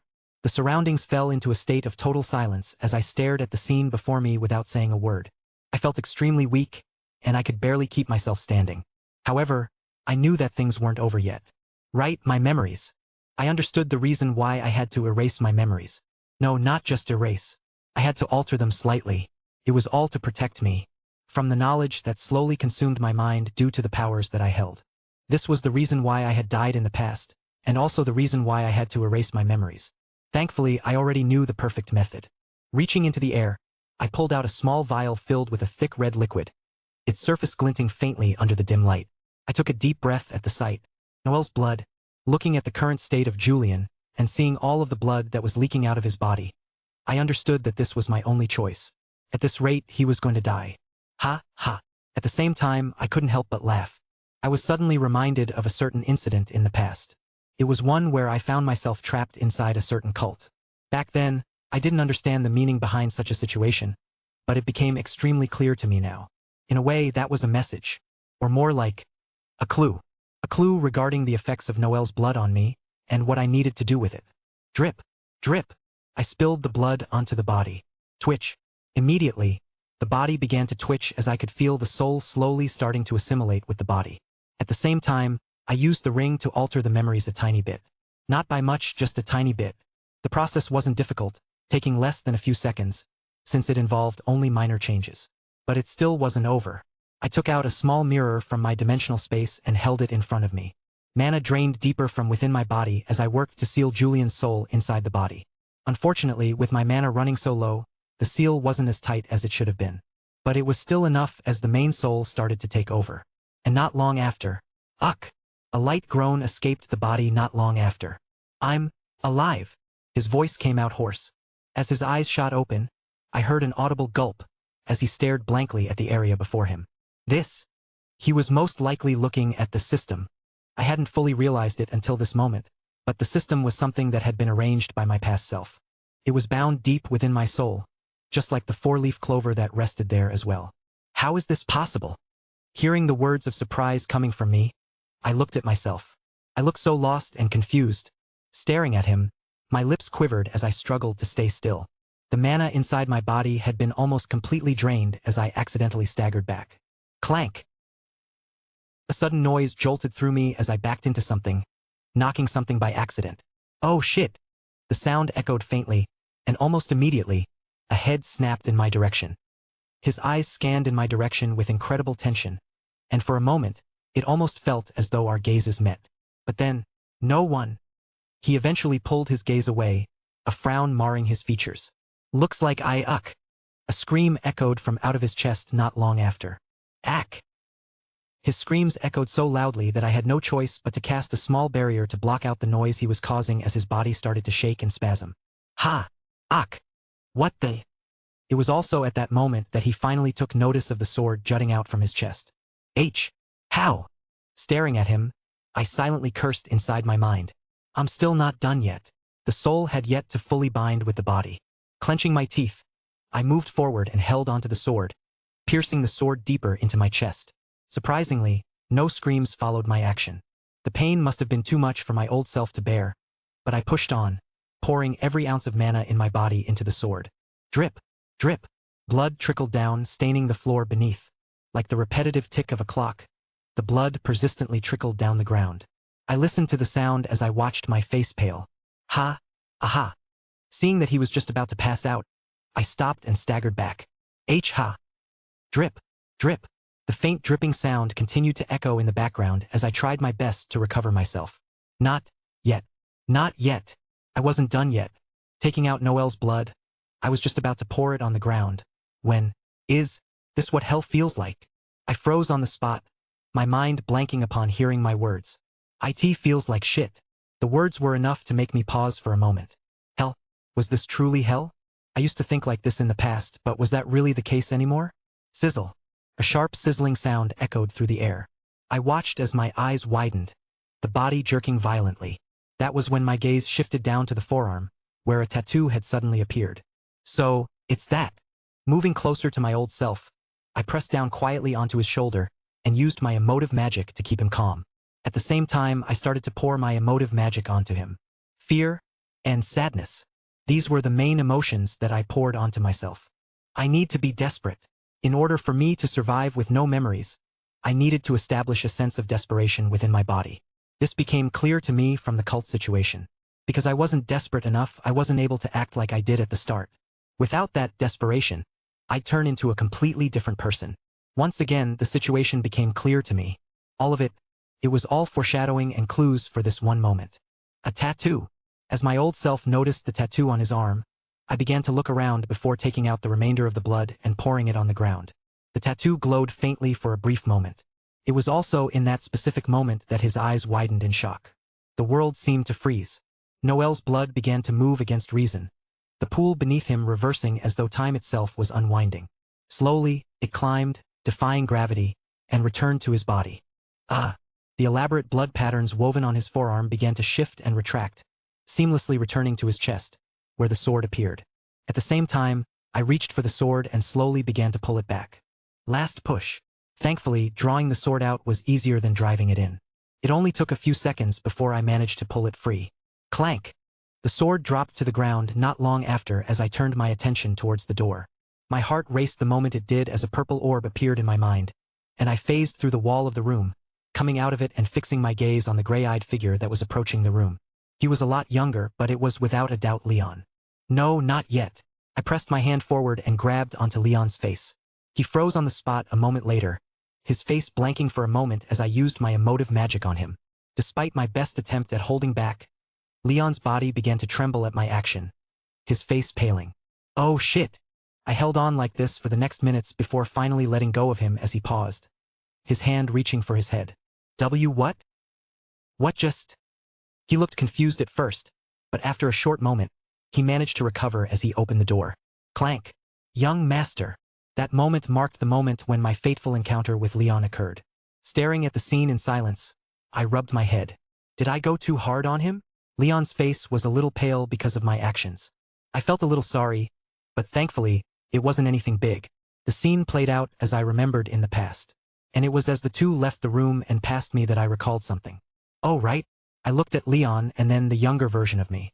Back then, I did notice that his face was pale. Pursed my lips.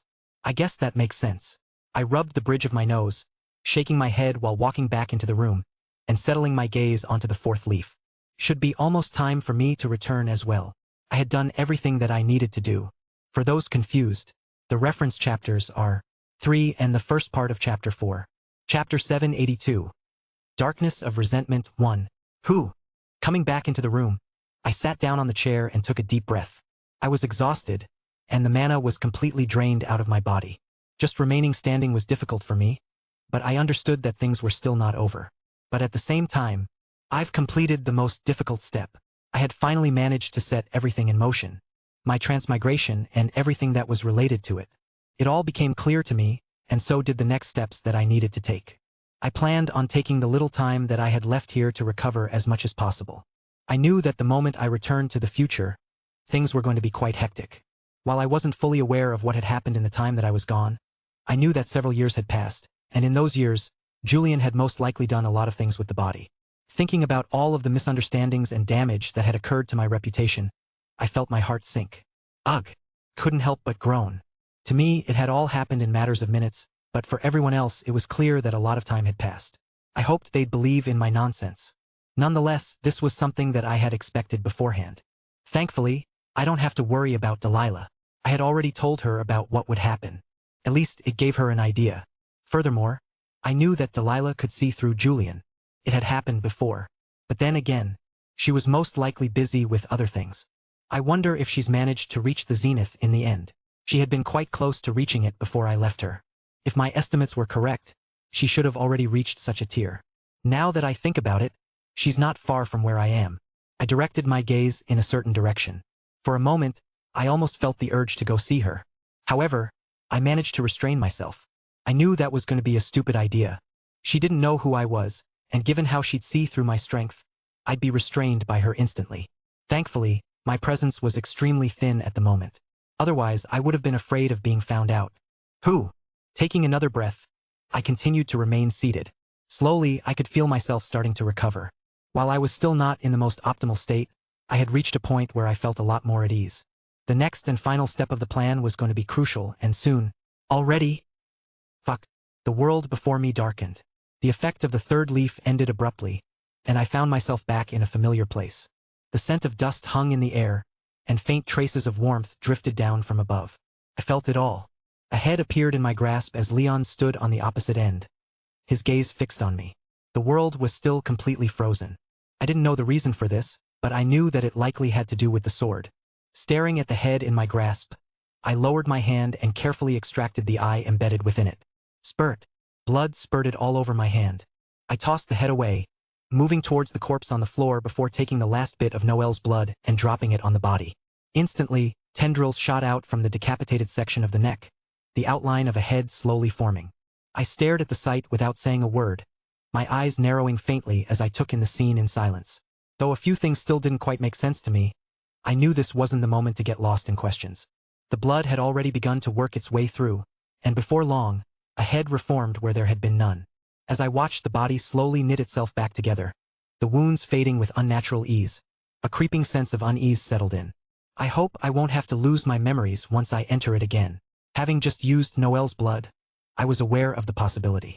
Thankfully, it wasn't like I wasn't unprepared. This wasn't the first time I had experienced something like this. That was when my eyes finally fell on the sword that was impaled on the body. Taking a deep breath, I placed my hand over it. Are you? I paused for a moment, lifting my head to stare at the trembling figure before me. Our eyes met for a brief moment, and soon I smiled. Yees. I poured the last of my mana into it, feeling a powerful suction pull at me, drawing me into the sword. The world suddenly changed. Suddenly, everything went bright. The world around me vanished, replaced by pure, blinding white. After the initial wave of confusion, a brief clarity settled over me as I stared at the figure before me. His expression twisted and his gaze fixed squarely on me. Why? He only said one word. However, I could feel the raw emotion in his voice as he spoke. Why are you doing this to me? From anger and resentment to reluctant acceptance, I could feel a storm of emotions coursing through him.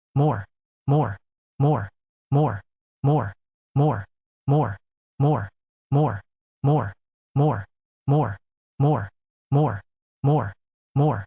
More. More. More. I couldn't stop myself. I lost myself completely to the emotions as I absorbed everything that there was to offer. Feeling the emotive magic that had been stagnant for quite some time grow and reach a whole new level that I had never thought was possible, I squealed with ecstasy. Yes, more. I began to laugh, losing myself completely in the emotions. Staring at the trembling figure before my very eyes, I screamed at the top of my lungs. Scream more. Beg more. Stop. Haha. Yes. Let me hear it more. Let me. Don't become like me. Huh? What did he just? Why, you're becoming like me. The smile froze for a moment, my gaze turning to Julian as he trembled under my grasp. As voices continued to whisper in my mind, Julian's gaze remained fixed on me. Don't become like me. He muttered again, his voice shaky and trembling. Don't become like you? What? Clear. Julian cut me off, his voice sounding better. My mind is clear. For the first time, Julian raised his head to look at me. His eyes, no longer bloodshot, were clear as they looked at me. And in that moment I saw it. Clarity. A sharp and unwavering clarity. His eyes, they were so clear, so painfully bright, that for an instant it felt blinding. My hands faltered, and I stopped whatever I was doing. That was the moment when the world around me appeared to stop. Julian stared at me as his chest trembled. You've got to stop. He spoke, his voice breaking through the many voices that whispered in the air, that clouded my mind. Why, you're becoming a spitting image of me. From the moment Julian was born, he understood he was different.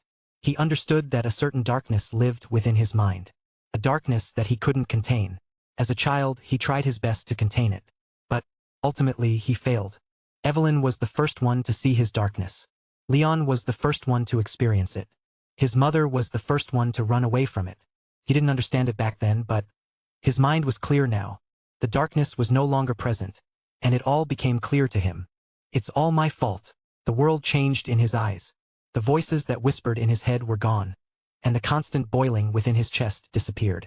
Staring at the figure standing before him, his face twisted with anger and resentment, Julian realized he was looking at a reflection of himself. He was staring at who he had been his entire life. For the first time, he could see the ugliness in himself. He didn't want to look at it any longer. He felt disgusted by it. But at the same time, he understood that he needed to look at it. He wanted to take a look at his own ugliness. And staring at it, he couldn't help but feel something squeeze within his chest. All humans were born equal. Why was he born so different from the others? What did he do to be born so different? Why was he born to hold such ugliness? Why couldn't he have been saved earlier? Why him of all people? How could all of it happen to him? Julian's chest burned as he felt the resentment slowly wash away from his chest. Staring at the figure before him as he lost himself in the resentment that once took hold of him, Julian became more and more aware of how ugly he had been his entire life. Now that clarity had finally reached him, he saw it all too clearly. Stop. Seeing him struggle with his resentment, Julian's lips trembled. He didn't want him to become like him. Now that his mind was clear, he wanted to get rid of the ugliness. Why? You need to stop. Julian forced the words past his lips, eyes fixed on the reflection before him. In that moment, he wasn't speaking to the entity that had taken over his body. No, he was talking to himself. The real Julian Dacre Ivinus. The world is lonely. Julian took a step forward, prompting the reflection to step back. And no, I get that. We've always been alone. Julian's lips trembled, but as they did, they also curled. He was smiling now. For the first time, he could think without the voices in his head. He could think without the influence of his own darkness. Felt so free. He was free. In the face of his fading existence, rather than fear, Julian felt freedom. He felt liberated, as if a massive burden had been taken away from him. At the same time, he saw someone shouldering the burden that had long haunted his mind. But unlike him, this person didn't cling solely to resentment. There were other things holding him together, other threads keeping him balanced.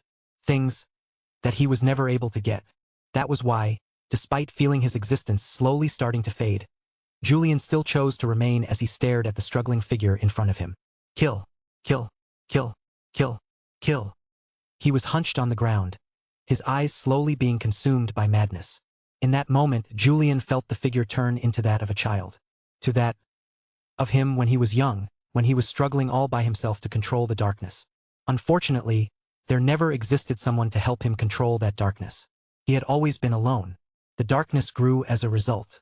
If only there had been someone to just stick with him, to tell him that the world wasn't so lonely, to tell him that it was all okay. It's okay. Julian hunched over, wrapping his arms around the young figure and pulling him close to his chest. His lips trembled as he held tightly onto the child, as he felt his warmth. It must have been lonely, right? The world. Everything. It must have been really lonely, right? Ha. Julian's chest trembled, his gaze drifting to the white world behind. He could feel his existence starting to fade. The darkness that previously consumed him had disappeared completely. For the first time, he was truly free. And, it's okay. Squeezing the little boy, he reassured. It's going to be okay. Julian's mind went blank moments later. In his final moments, the darkness dissipated entirely. In its place, a vibrant green emerged. A green so bright that it almost felt like it could pierce all darkness. For the first and last time in his life, Julian felt it. Joy. He touched it in his final moments. He reached it. In his freedom. Chapter 784. The State of the World.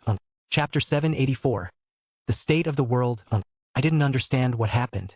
In one moment, I started to lose myself in the madness and the resentment, and in the next moment, I felt a soothing and comfortable sensation wash over my entire body, alleviating a lot of the darkness that I tried to consume. Lifting my head, I looked around, but there's nothing. I found that I was the only one standing within the white world. It was just me and the silence. Julian, he was gone. That was also the moment that I came to a sudden understanding. I see. So it was him. He was the reason for the sudden clearing of all the negative emotions. While I hadn't seen it or felt it, I was almost certain of it. Especially when I thought back to the little fragments of the past that I had managed to glimpse while I was in that state, it became clear to me. That was the moment I truly began to understand him. Julian was indeed a ball made out of darkness and resentment. At the same time, however, he was also a victim of the resentment and darkness. He had once been nothing more than an innocent child, slowly warped and consumed by the darkness. I knew better than anyone how terrifying and invasive the voices could be. I had nearly lost my own mind to them. Julian, on the other hand, lived with such voices in his head. It's no wonder he became who he was. Anyone would go mad when subjected to that. The more I thought about it, the more pity I felt for him. At the same time, however, I also understood that he no longer had to bear the weight of the voices or the resentment. I had taken most of it into myself, and my chest throbbed with every breath, the darkness inside making its presence unmistakably clear. It might take some time for me to fully digest everything, but this is a start. I can control it, and that's what's important. This was a massive boost to my emotive magic. While I was still at the 5th level of emotive magic, I could now clearly sense the path that stretched beyond it. The 6th level. Just what sort of absurd concept would the 6th level be? It's interesting. I could tell that it was going to be incredibly powerful. However, for now, there were other things that I needed to take care of. Staring around and finding no other soul in sight, it truly dawned on me that it was just me now. Julian was completely gone. From this moment forward, this body was going to be mine and mine alone. I was now the only soul within this body. Ha! It was there, faint but undeniable. The sword. When I opened my eyes again, my focus locked onto it, the world around me growing unbearably bright as a sharp pain tore through my chest. Whirk! Blood spurted from my mouth, the strong scent of smoke filling my nostrils and mixing with the sharp tang of iron as my chest rose and fell in uneven bursts. Looking down, I caught sight of a pair of shoes before slowly lifting my head, my gaze meeting a pair of cold gray eyes. The moment our eyes met, his gaze trembled. He didn't speak, but I understood immediately what he wanted. For just the briefest of moments, the world grew incredibly quiet. But then, I nodded. Why yes, I'm back. Leon's lips trembled, and his face grew slack. Thump. Falling to his knees, Leon let himself go from exhaustion as he grabbed the ground and tried his best to keep himself steady. In the meantime, the sword that was impaled in my body started to slowly move out before falling to the ground. Clank, clank, clank. The moment it did, the surroundings that had frozen in time suddenly started to move again as I felt an overwhelming sense of hatred directed in my direction. You! Alki, huh? What's going on? Seeing the state I was in, Leon's condition, and the sword behind me, the girls grew confused. I could understand their confusion. In one moment, Leon had impaled me with the sword, and in the next moment he was on the floor before me. Time had frozen, and as such, the three were completely unaware of what had happened during that time. I leaned my neck a little and massaged it while looking at the three of them. You can stop your nonsense. I'm back. What? What are you talking about? Strong fluctuations rippled out from their bodies, each wave carrying an oppressive weight that pressed against my chest. They were powerful enough to make my stomach tighten and my breath pause, yet I forced myself to hold it together, meeting their gazes without flinching. I know none of you three are stupid. I'm sure you can tell that someone else has taken over my body. I'm back now. I looked at Evelyn for a brief moment before turning my attention towards Aoife. You of all people should be aware of this. After all, I did tell you all about this.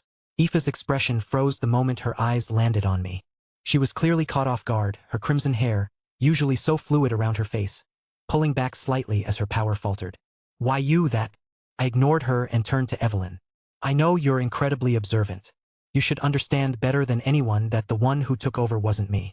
It was the old Julian. Evelyn bit her lip, her expression betraying the thoughts she tried to hide. She clearly understood, yet a flicker of hesitation lingered in her eyes. I could tell that she was struggling to believe me. What if it's just a ruse? That could be. Her thoughts were almost as plain as day. I turned my attention towards Kira. She was the last person that I looked at, and the one that I had most trouble dealing with. Her crimson eyes shone within the darkness that surrounded her as I opened my mouth, ready to clear the confusion when, it's him.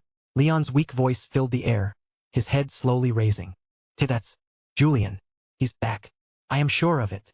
The surroundings fell silent shortly after his words as the girls alternated their gaze towards Leon and me. I could still see the hesitation in their expression, but slowly, I could also feel the fluctuations that lingered in the air starting to die down. I raised both of my hands when I saw that. If you want, we can all talk about it. I can clear up some of the confusion.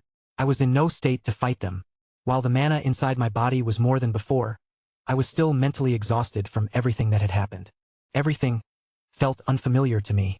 Though only an hour had passed for me using the third leaf, the same couldn't be said for this world.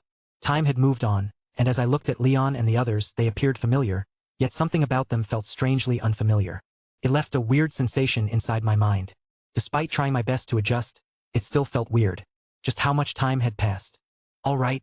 The silence was eventually shattered by Aoife as she lowered her hand and moved back onto the ground, her face still remaining cold as she looked at me.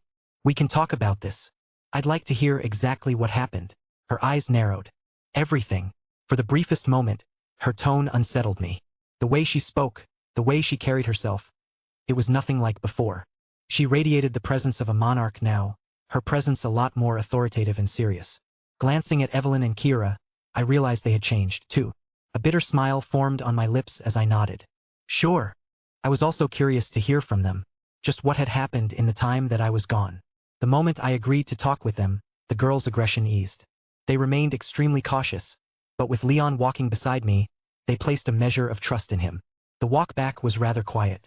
Nobody said a single word, the sound of our steps echoing within the surroundings. At some point, I was forced to change my appearance as an army appeared, guiding us toward a large tent. A large table stood in the middle of the room, and as everyone entered the tent and Aoife managed to cast a sound barrier around, all attention focused on me as Aoife sat at the head of the table, her arms crossed. Spit it. She didn't restrain her tone as she spoke. Explain to us what happened? Are you really the Julian that we know? So why did you only appear now? How can we trust you?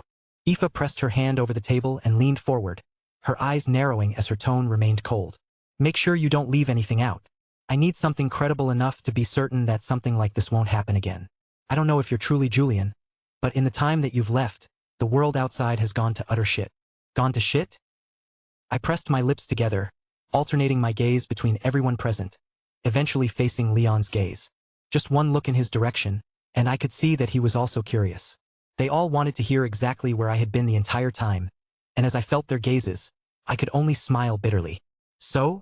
Would you believe me if I said that I was only gone for 10 minutes? The room fell silent, all expression pausing. I could see the atmosphere starting to change, Aoife's gaze slowly twisting alongside the others. Even Leon was looking at me with a strange look, and as I felt the situation starting to turn sour, I sighed.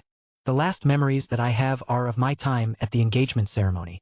The room turned completely silent, all noise stripping away from the place. Biting my lips, I stared at my hands. I am not someone who belongs in this era. Chapter 785. The State of the World. 2. My existence was clouded with misunderstandings and lies. This much was clear to me. I had already somewhat come clean to Leon, Delilah, and Aoife. However, that wasn't enough. I knew that there was no longer a need for me to hide any longer. There was no point, and it was, in fact, just hurting me at this point. I am not someone who belongs in this era. The words flowed smoothly from my mouth. I didn't feel any relief when saying the words, nor did I feel a weight lifted from my chest. This just felt natural. I had now reached a point where I no longer cared to keep my secret a secret. But of course, I wasn't stupid enough to completely come clean in front of them. After all, main quest activated. Prevent the Calamities from awakening or dying. Aoife K. Megrail, awakening. Progress 80%. Kira Milne, awakening. Progress 75%. Evelyn J. Verlice, awakening. Progress 69%. Staring at the screen that appeared before me, I knew that I couldn't completely come clean before them. I expected that the first vision would depict what would happen once the meter reaches 100%. However, it's very clear that it's not the case at all. I felt grim at the realization. I had always worked around the quest to keep the meter to the lowest, in preparation for the first vision, but now that I understood what the first vision entailed, I realized that I had been misunderstanding the entire situation from the start. And at the same time, I started to feel lost. If the first vision didn't refer to the calamity meter, then what exactly was the calamity meter? Looking at the three of them in front of me, staring at me in confusion as they each mumbled things like, "What do you mean you don't belong to this era? What are you talking about? Why aren't you saying anything?" I held myself back from coming completely clean as I struggled to understand the meaning behind the calamity meter. If the meter wasn't related to the first vision, what was it related to? The outer beings? The thought made my heart pause as I looked at the three of them, and as I saw their confusion grow, I spoke. "Have any of you experienced anything weird lately?" "What?" Kira was the first one to speak. Her brows furrowed extremely tightly as her crimson eyes locked with mine. "Why are you suddenly asking a question like that after what you've just said? What do you mean by you're not from this era? Are you fucking around with us?" "I'm not." I cut Kira off, my expression as serious as it could be. "I'm asking you because it's important." I settled my gaze on both Evelyn and Aoife. "Have the two of you been experiencing anything weird lately? Or just anything in general? This is an important question that I need to ask in order to come clean to you guys. I need to understand something." The three of them frowned, their heads turning to look at each other. Their confusion was all too clear, and just when I thought I wouldn't get anywhere, Aoife spoke. "I hear voices in my head." The room plunged into silence, all heads turning towards Aoife as she sat in her seat, eyes firmly locked in my direction. "I've been hearing voices in my head for quite some time. I've been trying to ignore them, but they've been growing stronger with each passing year. Is this what you've wanted to hear?" There was no change in her expression despite what she just revealed. I was taken aback by her honesty, and for a moment, I didn't know how to react. But just as if that wasn't enough, Aoife continued, "The voices want me to kill you." A strange tension filled the room shortly after, one that I felt all too clearly as Aoife's gaze flickered over me. For a brief moment, it felt as though she might lunge forward and strike. My body tensed, and my hands pressed firmly against the wooden armrests of the chair. But then, wow, I've always known you were a crazy bitch, but not to this extent. Kira's voice disrupted the tension, her gaze alternating between the two of us before settling over to Aoife. "You really hearing voices?" Aoife's eyes narrowed as she stared at Kira. She didn't reply and just turned her attention back to me as she muttered, "Is this enough?" I nodded before looking at Kira. "You? Me?" Kira blinked her eyes, confused. But then, as if realizing what I was referring to, Kira shook her head. "No, I'm not as crazy as her. I don't hear any voices in my head." "You don't?" "No." I pinched the bottom of my chin, turning my attention towards Evelyn, who equally shook her head. "No, not me." So neither Kira nor Evelyn is experiencing the same thing that Aoife is? Is her problem related to her mental problems? Or is there more to it? My head throbbed as I thought about the situation. Of course, things weren't going to be easy. Just when I thought that the situation was getting more complicated, Kira suddenly spoke again. "I don't hear voices, but..." Her brows furrowed for a moment as she hesitated. In the end, however, she set her sights on me. "This whole situation, it feels like déjà vu. Like I've seen this happen before somewhere in the past. Almost like a vision. I don't know. Maybe I'm just losing it. And you called me crazy." "Oi!" Kira's head snapped in Aoife's direction as she sat in her seat with her arms crossed, staring in Kira's direction with her brow raised. I ignored the two and looked at Evelyn. She shook her head again. "No, nothing. I really don't have anything. I see. Evelyn's percentage was the lowest, so it was possible that she never took notice of it. At the same time, however, I started to think about the things that Aoife and Kira had both revealed to me. Neither was much, and it only served to add to the confusion, but they both provided useful information. I should take note of this for now and think more about it later. Turning my attention back towards them, I spoke up again.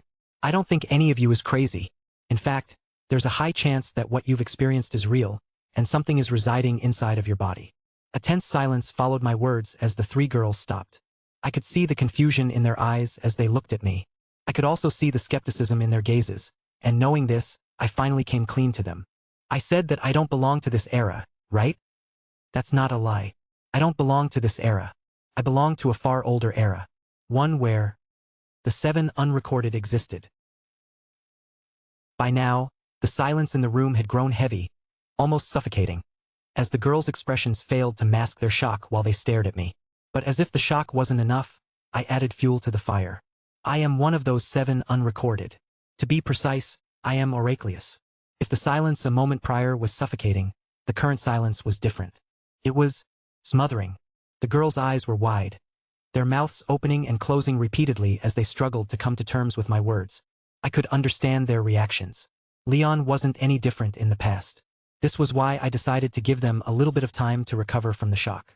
Thankfully, it didn't take long for them to recover as Evelyn bit her lips, her voice the first one to drift across the room. You're not joking, right? I'm not. I turned towards Leon, who had been present the entire time. He sat by his seat, his expression stern and cold as he looked back at Evelyn before nodding. He's likely not lying. Likely not lying? Are you? That's not important right now. I cut Kira off before she could go into her usual rant. I wanted to make my position clear with the girls in order to make sure that all misunderstandings were cleared, and that I'd have nothing that would cause me harm in the future. I am both Oracleus and not at the same time. Oracleus was me, but my memories of the time I was Oracleus are still unclear. I'm slowly regaining my memories, but the process is taking longer than I anticipated. Nevertheless, it is undeniable that I am him, and this is the reason why I asked all of you the previous question. I alternated my gaze between the 3 of them. The 3 of you aren't normal. Although I don't know exactly what's going on with the 3 of you, I know that there's something that I need to be extremely careful with you 3. That's why you shouldn't dismiss anything that you've noticed, be it the voices or the strange visions you saw in the past. If you detect anything, it is best if you tell me anything and everything. Once again, the girls went quiet. I could see from their faces that they were struggling to come to terms with everything that I had revealed to them. I didn't blame them for their reactions. After all, their reactions were understandable. I would probably react the same, if not worse, if someone suddenly came to me and told me they were a god and that something was wrong with them. I'd even go as far as treating them as some sort of lunatic. This was why I didn't push any further after I said my piece. I waited for the 3 of them to slowly digest the information before speaking again. It was going to be a long talk. However, it was going to be a long and necessary talk. No more lies. No more misunderstandings. I could no longer afford to be indecisive. I knew better than anyone that from this moment forward, the true fight was going to start. For that, I wanted to start on a clean slate. One where I wouldn't have to worry about variables that I had allowed to grow. Chapter 786. The State of the World. 3. A long silence carried on after my words. It was a silence that seemed to drag on for a long time as the girls processed everything that I had revealed to them. I let them be. There were a lot of things that I needed to process myself. At the same time, I also needed some time to properly recover from everything that had happened. I was mentally exhausted. I'm still struggling to come to terms with the fact that I'm in the future. Looking at the girls and Leon, they really had changed quite a bit since the last time that I had seen them. The difference wasn't huge, but there was an air of maturity in them that felt weird. It was almost as if they had all grown up without me. In some way, I almost felt left behind, but at the same time, I also understood that I was originally older than they. Ha! I sighed, closing my eyes. What sort of weird thoughts was I even having? While it was true that they had changed compared to how I knew them, they were still the same. I was probably being overly dramatic. Yeah, that's probably the case. Feeling that I had rested enough, I raised my head to look at everyone again. My expression turned serious as I looked at everyone. Has everyone had a chance to take in what I've said? I imagine some of you have questions, maybe even want proof of what I've shared, but I'd prefer to hold off on questions for now. There are a few things I'd like to ask you first. From the start, there was something that I had been dying to know. What in the world happened while I was gone? What was the current state of the world? Judging from their attire and the few words that they had spoken, it wasn't very great. My heart sank at the thought. If Cithras, it's bad, but not as bad as you're thinking, Leon said suddenly, as if he'd just read my mind. No, he had probably read it. That fucker. He was particularly good at doing things like that. It was both helpful and annoying. Leon continued. Unknown forces began to show up one after another after you were gone. Several large households fell as a result, including... Leon paused, and while he didn't say anything, I could tell what he was trying to say. Julian was the one who took care of that household. The entire main estate has burned down, and while Linus was able to mitigate a lot of the damage the household sustained, you still lost quite a few territories. It'll be difficult to gain them back. I nearly felt like throwing up. All my money. I had invested so much money and time in my estate, especially Valemont, where I had set up a portal. That's right, the portal. That's destroyed. I brought my hand to my mouth, feeling the urge to vomit blood. Suddenly, all of the pity that I had once felt for Julian was gone. Instead, I felt an unbelievable amount of hatred. That fucker. I should have made sure he suffered in his last moments. Aside from that, several large households fell. Even one duchy. Huh? I pulled my attention towards Leon. Even one duchy? Which duchy? Leon suddenly turned quiet, and I felt a sudden premonition. No, don't tell me. The Rosenberg Duchy. What? I was so stunned that I didn't even have time to process it properly. I could only stare at Leon with a dumbfounded expression. At the same time, a creeping sense of worry began to settle in. Wait, if the Rosenberg Duchy fell then? It fell because the Chancellor wasn't present. Leon cut me off before I could continue, his tone lowering. She disappeared shortly after you disappeared, and nobody has heard from her since. If she had been present, I doubt the household would have fallen. Oh! I felt relief upon hearing that Delilah hadn't been present during the downfall of her household. But at the same time, I grew even more worried. Where in the world was she? Did something happen while she was trying to reach the zenith? What about the father-in-law? Is he? He's fine. He was taking care of matters with Central while this happened. That's also the reason why they were able to do so much damage. With the absence of both powerhouses, alongside the power of the people they were dealing with, their downfall was almost inevitable. Hiss! I drew a cold breath upon hearing the full story. I could only imagine the tragedy that must have happened that day. I felt sick just thinking about it. But as if that wasn't enough, Leon continued. That's just the start. Although he said the situation wasn't as bad as I had expected it to be, to me it was far worse than I had expected. The Megrail family was the next one to be affected, with several members defecting into the inverted sky. Thankfully, and almost strangely, John, Aoife's brother, didn't defect and started to fight with the newly emerged force. This resulted in a serious war between the members. That's when something became clear to me. Besides the inverted sky, there's another force at play. I felt a headache while thinking about everything that had occurred. It was one bad news after another. The Nuz and Sifa Empire wasn't the only affected empire. All other empires, including the Kasha, had been affected by the external forces showing up from the dark. The situation was serious all around. But if that wasn't bad enough, the cracks have started to destabilize. The number of monsters coming out of each gate is increasing. That's taking a lot of the manpower. The more I listened, the grimmer the situation became in my eyes. These guys, my ass, it isn't too bad. This was beyond horrible. The fact that they were even talking to me was a crime. They should have all been at the Empire helping. Ugh! I couldn't help but rub the top of my forehead, trying to calm my rising headache. Practically the entire world had changed, and in a good way. I'm not sure what Cithras is thinking by doing this, but I believe he's doing it to raise his faith. The greater faith one had, the greater their power with the source. I knew that I needed to think more about that, but given my current reputation, I was the last person who would be able to do that. Thankfully, nobody knows I'm Oracleus besides the people in this room and Delilah. Ahem. A voice suddenly brought me out of my thoughts as I raised my head to look up.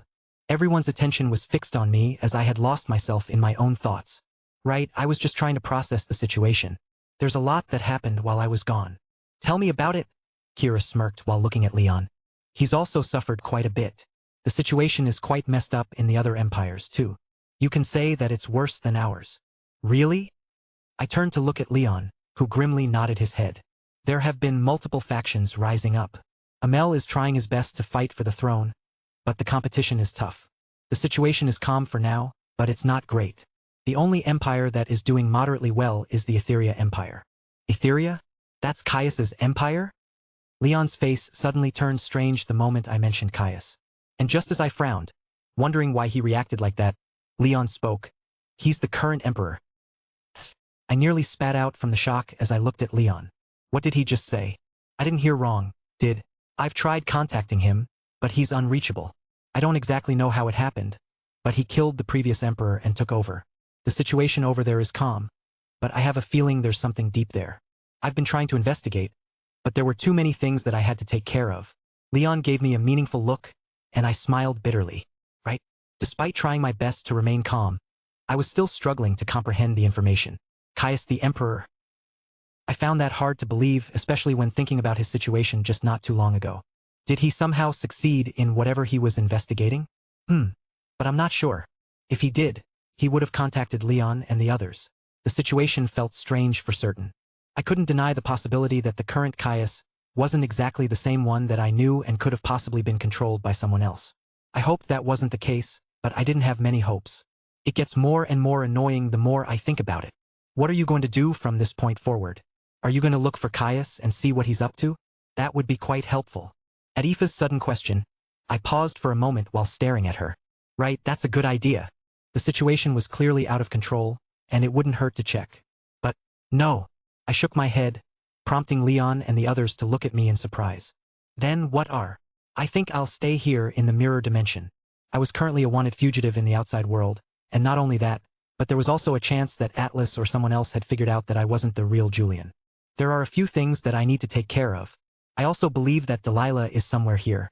If I can bring her back, I'm sure I can turn the situation around. I had a strong feeling that Delilah was in the mirror dimension. She was most likely looking for the other gods. The more I thought about it, the heavier my heart became, but I knew that I had to find her. Her strength was invaluable for the current stability of the outer world. But not only that, Noel. I wanted to figure out where Noel was. How was he doing? Chapter 787. The State of the World. 4. Ha!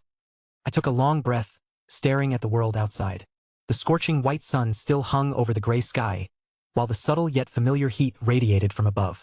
I looked around me, towards the broken buildings and the soldiers that appeared around. I looked at their gleaming silver armors, their polished plates reflecting the glaring white sun as they stood under the heat with their backs straight. Everything felt so familiar and yet so strange. I stared at my hands, squeezing them a couple of times. There was no lag in my movements, and I could feel that I was now the only soul inside this body. I'm glad I didn't lose my memories after using the blood again. It had been one of my greatest worries when doing all of this, but it was also true that I had prepared for it as I turned my head to face the right. A certain figure had appeared beside me before I knew it. He stood in silence, his clothes quietly fluttering under the hot breeze of the mirror dimension. His gray eyes focused towards the distance for a short while until he turned his attention back towards me. The moment he did, it almost felt as though the surroundings paused. I stared back at him, and a few words slipped past my mouth before I knew it. You look exhausted. He truly did. Not only did he have glaring dark circles beneath his eyes, but his face was unusually pale. He seemed to have gone through a lot while I was gone. I am, Leon answered after a moment's pause, his gray eyes turning slightly hazy as he turned his attention towards the distance once more. I'm really tired, he mumbles, causing my heart to squeeze. I knew that I was partially responsible for his tiredness. No, I'm very much the reason why he's so tired. I really owed him quite a lot. I didn't need to read his thoughts to know he was beyond tired. I wanted to rest too, but I couldn't afford to do that. There were a lot of things that I needed to do. Are you really going to leave so soon? Leon asked as if understanding my thoughts. His voice was soft, but the tiredness was even more clear than before. I nodded, pressing my hand over his shoulder and using my emotive magic to calm his mind. I could at least do this much. Yes, I'll probably leave soon. Based on what you've told me, 3 years have passed since I disappeared. That's a lot of time. There's so much that I need to do in the meantime. A lot of things had changed, and the world almost felt foreign to me. No, not just the world. My body too. I don't know what to think about the current state of my body. I could tell that I had reached the 8th tier, and that Julian had managed to shatter one of the domains and agglomerate it with the real world. However, I could also feel my emotive domain. It was still present, and I had a feeling that I could also integrate it with the real world. To some extent, it felt as though I was half a step into the 8th tier. I could officially be recognized as an 8th-tier mage, but at the same time, I had no real control over the agglomerated domain. At least, not as much as my emotive domain. I feel like I will have a large boost in my power if I manage to increase and agglomerate my own domain. I wasn't quite sure about my age, but if my estimates were correct, I was most likely around 24 to 25 years old. My current pace of progress was in line with Delilah's. However, it would still take years before I caught up to her. Right? For now, let's just focus on agglomerating my current domain. Everything else was secondary. I had already come up with a concept for it in the past, but with everything that had happened, I'd have to start again from scratch. It was originally supposed to be something that I did with my combined domains, but things were now a little bit more difficult. This is really troublesome. It was still doable, but just a lot more annoying. I hated annoying things.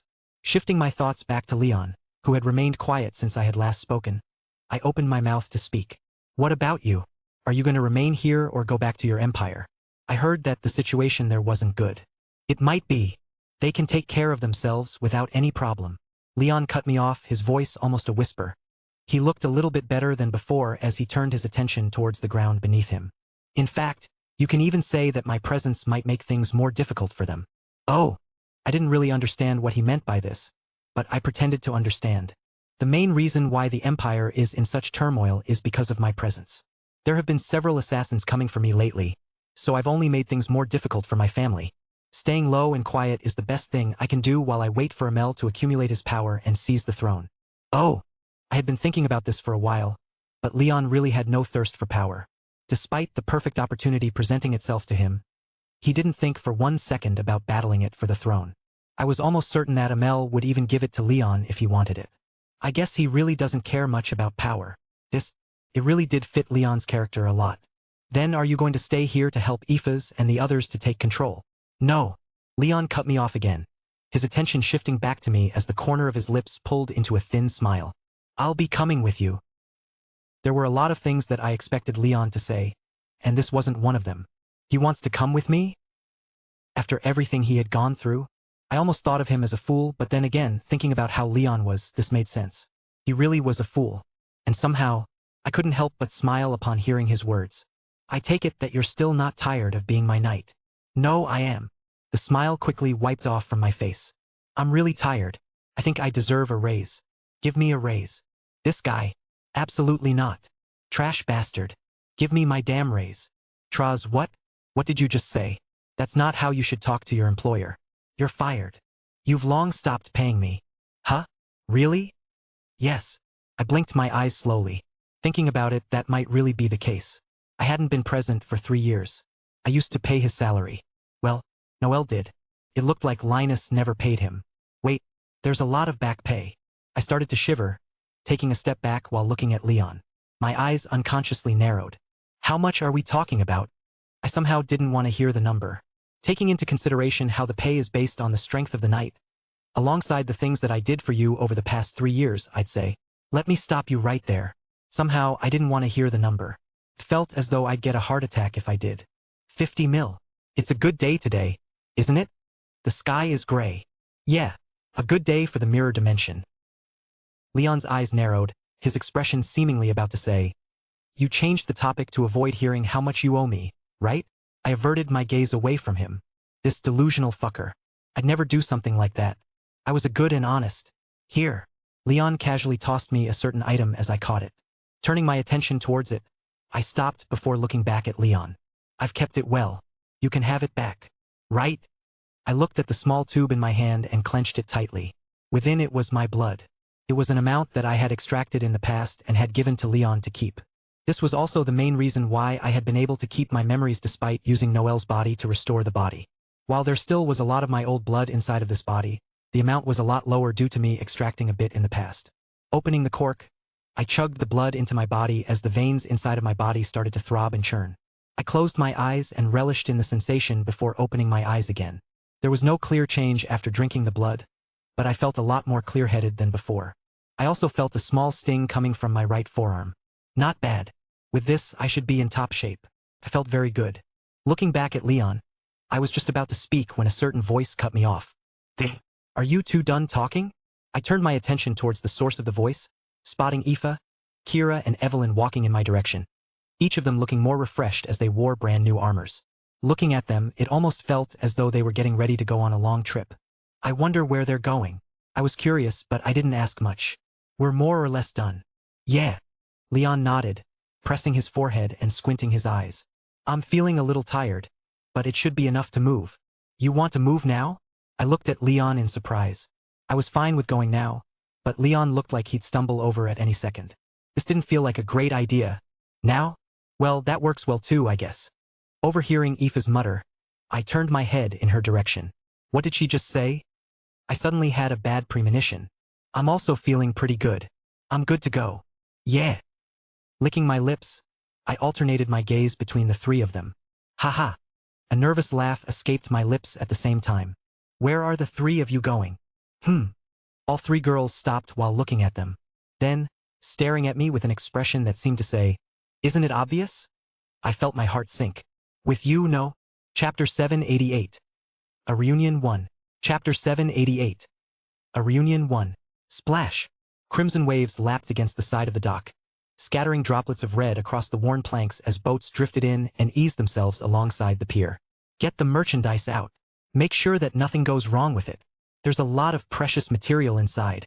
Hey, be careful. Virolith was as lively as ever. Merchants filled the streets, some docking their ships and unloading goods brought from distant lands beyond the remnant south. At this very moment, stop for a moment. A voice drifted through the air. It wasn't loud, yet it slipped effortlessly into the ears of every merchant present, stopping them in their tracks. Soon, every head turned toward the main bazaar connected to the port, where several figures dressed in white emerged from the crowd.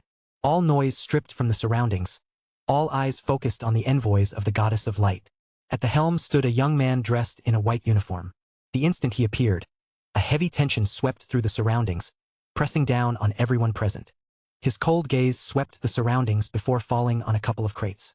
Beside the crates stood several individuals, their expressions tense as they glanced at the man, fumbling to strike up a conversation. Sir, Collector.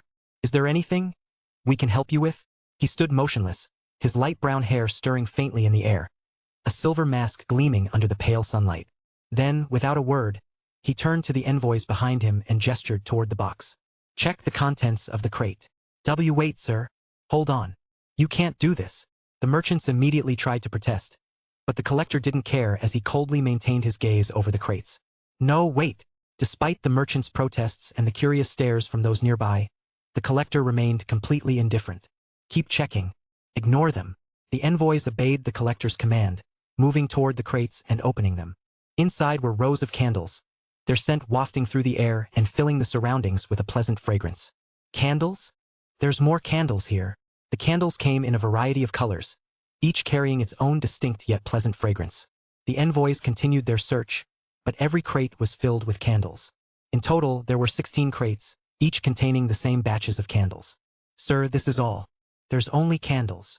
When the envoys reported the situation to the collector, his expression remained unchanged. He stared at the candles, and then at the merchant who seemed to have picked up some courage. See?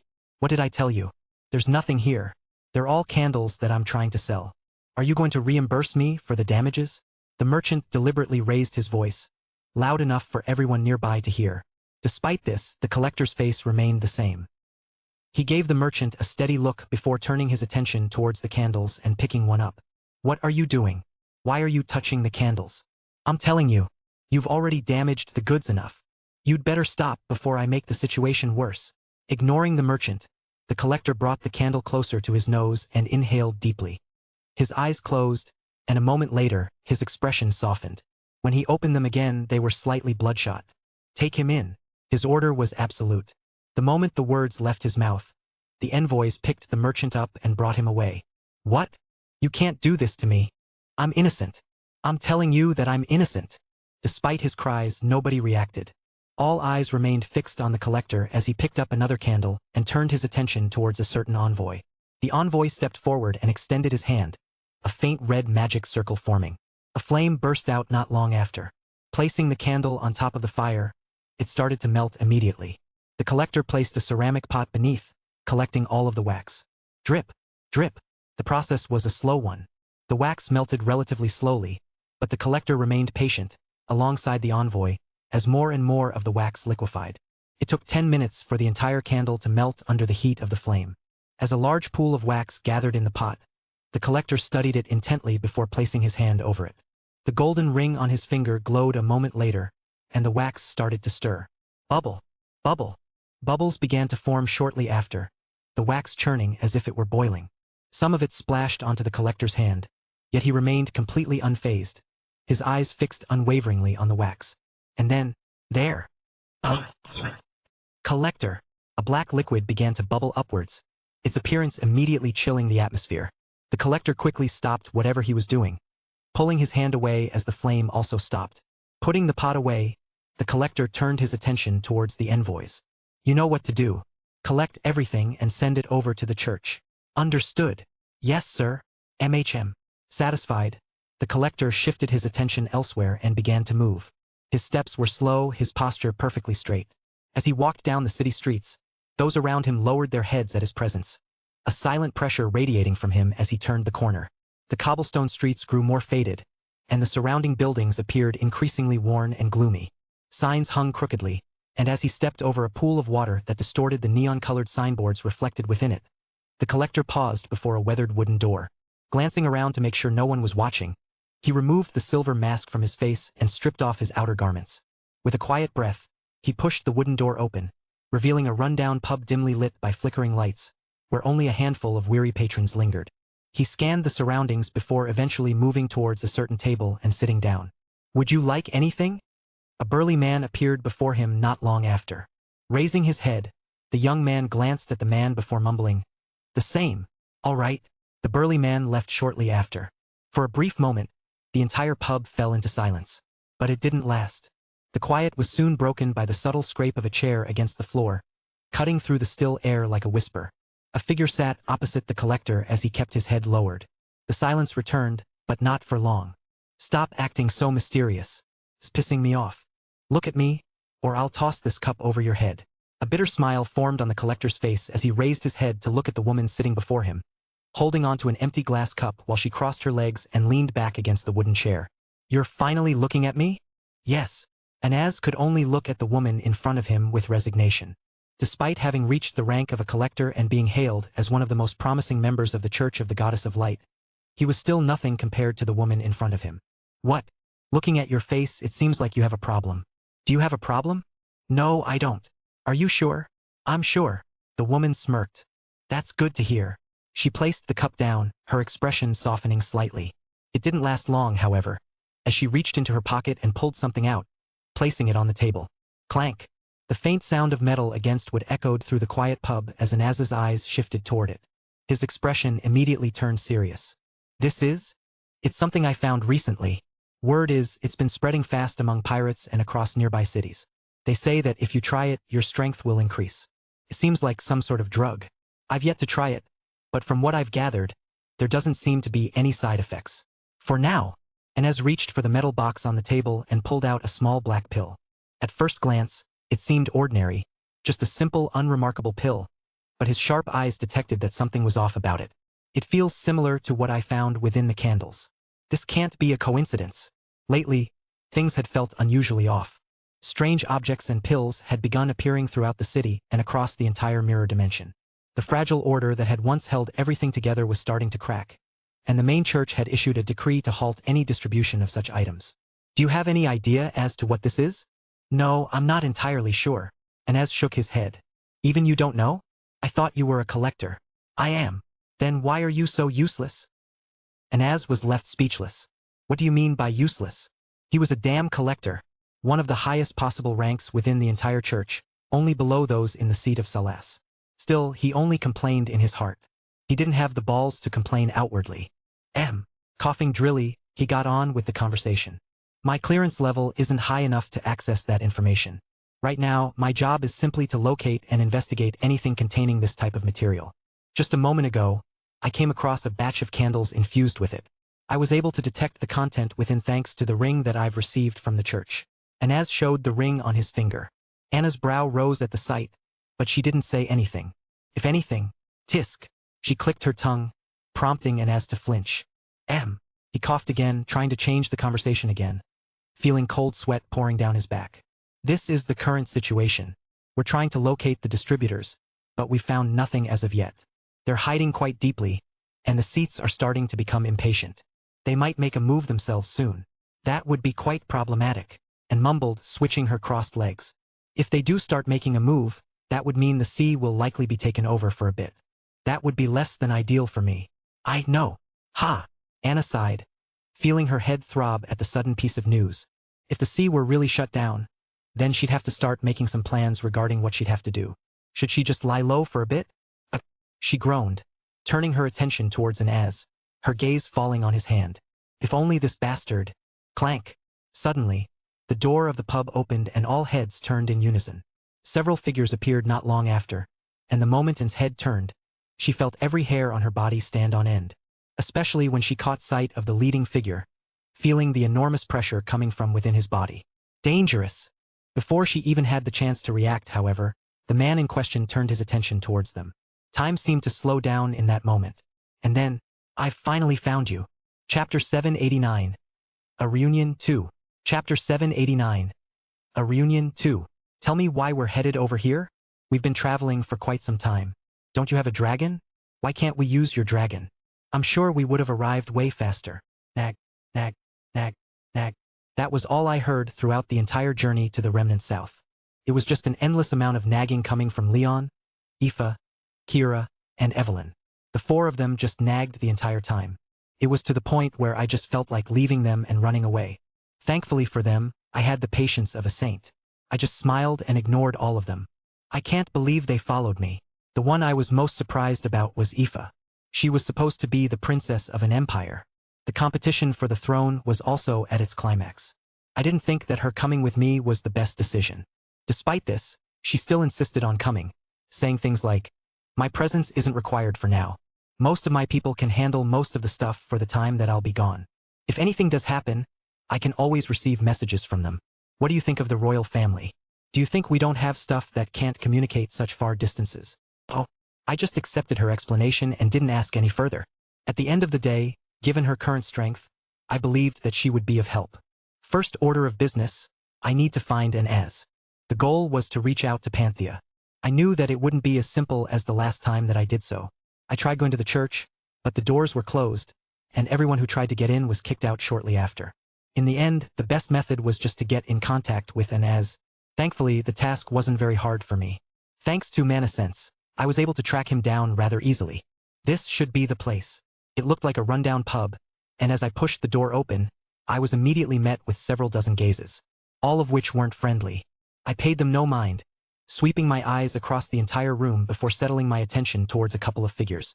The moment I caught sight of them, a smile formed on my face. It's been a while. Unfortunately, it seemed like I was the only one happy to see them. The moment Anne caught sight of me, her entire expression changed as she stood up and tensed. A certain pressure started to form in her body. Oh shit! I could tell almost immediately that she was extremely wary of me. Thinking about it, I had an entirely different face compared to the past. I was neither looking like Julian nor Lazarus. I had done this because Lazarus had a certain level of fame, but it was clearly backfiring on me. Anne didn't waste a second and immediately took out her whip and whipped in my direction. Gotcha! The air trembled. Staring at the incoming attack, I didn't panic. Instead, a figure stepped out from behind me, bringing their hand forward. Bang! The whip directly struck Leon's arm, causing his expression to contort a little. Nevertheless, he withstood the attack and grabbed hold of the whip. Before the situation could escalate further, I spoke. Relax. We're not your enemies. Rather, I turned my attention towards Anaz, suddenly smiling. As if sensing something, Anaz's eyes widened, and I tapped onto my face, morphing it into an old face that I had. Finally, Anaz and Anne showed a reaction to my appearance, their eyes widening in shock. We did spend a couple of months together, after all. I extended both of my hands, expecting the two of them to come rushing to me and hug me. But, wow, you really did come back. Took you long enough. Neither of the two moved closer to me, staying in place. I alternated my gaze between the two before lowering my hands. What sort of reaction was this? Where was the, "I missed you so much. Where have you been?" Why was their reaction so lukewarm?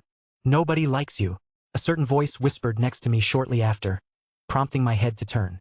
However, all I was met with was a stoic-looking Leon as he stared ahead without any expression. What did you say? Leon looked at me, his head tilting innocently. What's wrong? Why are you looking at me like that? Didn't you just? You must be imagining things. No, I'm not. You are. No. Yes. I gritted my teeth, cursing Leon in all sorts of imaginable ways. However, I decided to let go of it for now as I once again focused my attention on Inaz and Anne. Looking around and seeing how everyone in the place was staring at us warily, I pointed towards the door of the place. Should we go out? There's a certain favor that I need to ask of the two of you. Inaz and Anne didn't say anything, merely exchanging glances with one another. In the end, however, they both nodded their heads and followed me out. I know a place where we can talk. Just as I was about to leave, however, I stopped and looked back at them. I'm curious about something. Yes. How did you guys know it was me? What if I'm impersonating Lazarus? Oh, so that's your question? They both looked at me as if I were stupid. Still, I couldn't understand their reaction at all. In the end, it was Anne who smiled while looking at me. It's a trade secret. Yup, secret. And has nodded along, walking out with her. Huh? What does that mean? Hey! I quickly chased after them. The moment we went out, Inaz proceeded to lead me towards a different area. I tried to get them to answer, but neither of the two did, just saying things like, we just know. Maybe one day. It was really bugging me, but I soon gave up. Whatever. I'll get my answer sooner or later. Virolith was a sprawling city, home to a large population and naturally divided into distinct districts, from the wealthiest quarters to the poorest. In the richer areas, the cobblestone streets were clean and orderly, the buildings well-maintained, and the infrastructure retained a refined aesthetic, far removed from the gloomy, Gothic tones that dominated the poorer districts. Stopping in one such house, I looked up. Is this your place? The house was white in color, containing several floors and even a garden. It wasn't anything grand like I had seen in the world outside, but this was still an impressive sight for something in the mirror dimension. It is. A lot of things have changed since we last saw each other. I can see. I had noticed the difference from the moment I caught sight of him. Inaz's features looked to have matured a little compared to the past, but that wasn't the biggest change. The biggest change was his demeanor. It seemed a lot clearer and refined compared to the past. He's certainly grown a lot. I felt gratified seeing him like this. But if there was one person that didn't change at all, you opening the door, or I am, and was the same in every way. She looked the same and her attitude was also the same. I could also see the exasperation in Inaz's eyes as he looked at her. At the same time, however, I could also see and feel the love that he felt for her. I guess I'm starting to get better at perceiving someone's emotions. The more I immersed myself in the path of emotions, the more I started to understand them. I had reached a point where I didn't need to activate the 5th level of emotive magic to see someone's emotions. I could now feel them with a single glance. Come in. Do any of you need tea or something to drink? Inaz finally addressed the others behind me. He was confused at the sight of them, but I offered him no explanation and just entered the apartment. His home was quite orderly, with the furniture being rather clean, and the place dominated by the color white. Large windows stood in the living room, allowing one to catch a glimpse of the sea in the distance. I made myself comfortable, sitting down in one of the sofas as the others followed suit. Because they were unfamiliar with Anne and Inaz, they didn't speak much. It's probably better this way. Anyways, you said that you needed something. How can I help you with? Inaz sat on the sofa opposite me and looked at me with a clear expression. Staring at him and the first thing I did was cast the illusion off. The moment I did, my true appearance was revealed to the two of them. The two didn't react immediately. They just looked confused. However, they were both quick to pick up what was happening as their eyes widened. In particular, Anne. Holy shit! Her first reaction was to curse. And then, no, this makes no sense. There's just no way. I can tell that you're currently just as strong as I am. You were weaker than me before and, what the fuck? How can you be so young? I smiled upon seeing her reaction. The situation turned even funnier when Inaz reacted. Wait. He alternated his gaze between me and her. Are you saying that this is his true face? No shit. Wait. But he looks younger than me. That's because I probably am. I'm about 25 right now. Both of their faces turned ghostly pale, the shock from the sudden revelation hitting them hard. I really felt like laughing, but held myself back. It was really nice seeing them again. Either way, there were more important matters that I needed to take care of. Wait, are you serious? You're younger than me? But why did you tell me to grow up? Well, wait, you told him to grow up? A certain voice chimed in. When I turned my head, I saw Kira and the others looking at me weirdly. Oh God, he did. Inaz looked at them. He told me that I needed to grow up because I never did. He made a whole speech and stuff too. I believed him because he looked older than and more experienced than me, but he's actually younger than me. I don't know. Anaz's face turned complex. I was just about to say something when Kira spoke. Oh, so that's what happened. Don't worry. That's nothing strange. Julian has basically done it for all of us. He likes to pretend to be a therapist from time to time. I couldn't even argue against her. That being said, although he likes to meddle a lot and speaks a lot of nonsense, as much as I hate to say it, he always tends to be right. Kira shrugged her shoulders, giving me a small glance. Despite the way he looks, he cares. He probably said the things that he said to help you, and looking at how you're currently doing, I can see that his words have helped you. Anaz didn't say a word after that. His expression relaxed a little, and he even laughed. You're right. The way he looked at me seemed more relaxed. Yeah, you're right. Age is just a number. In the end, he really did help me. Staring at Anaz, and then at Kira, I started to shudder. Turning my attention towards Leon and seeing him react the same, I held both of my arms. He did the same. What was this cringe? Make it stop.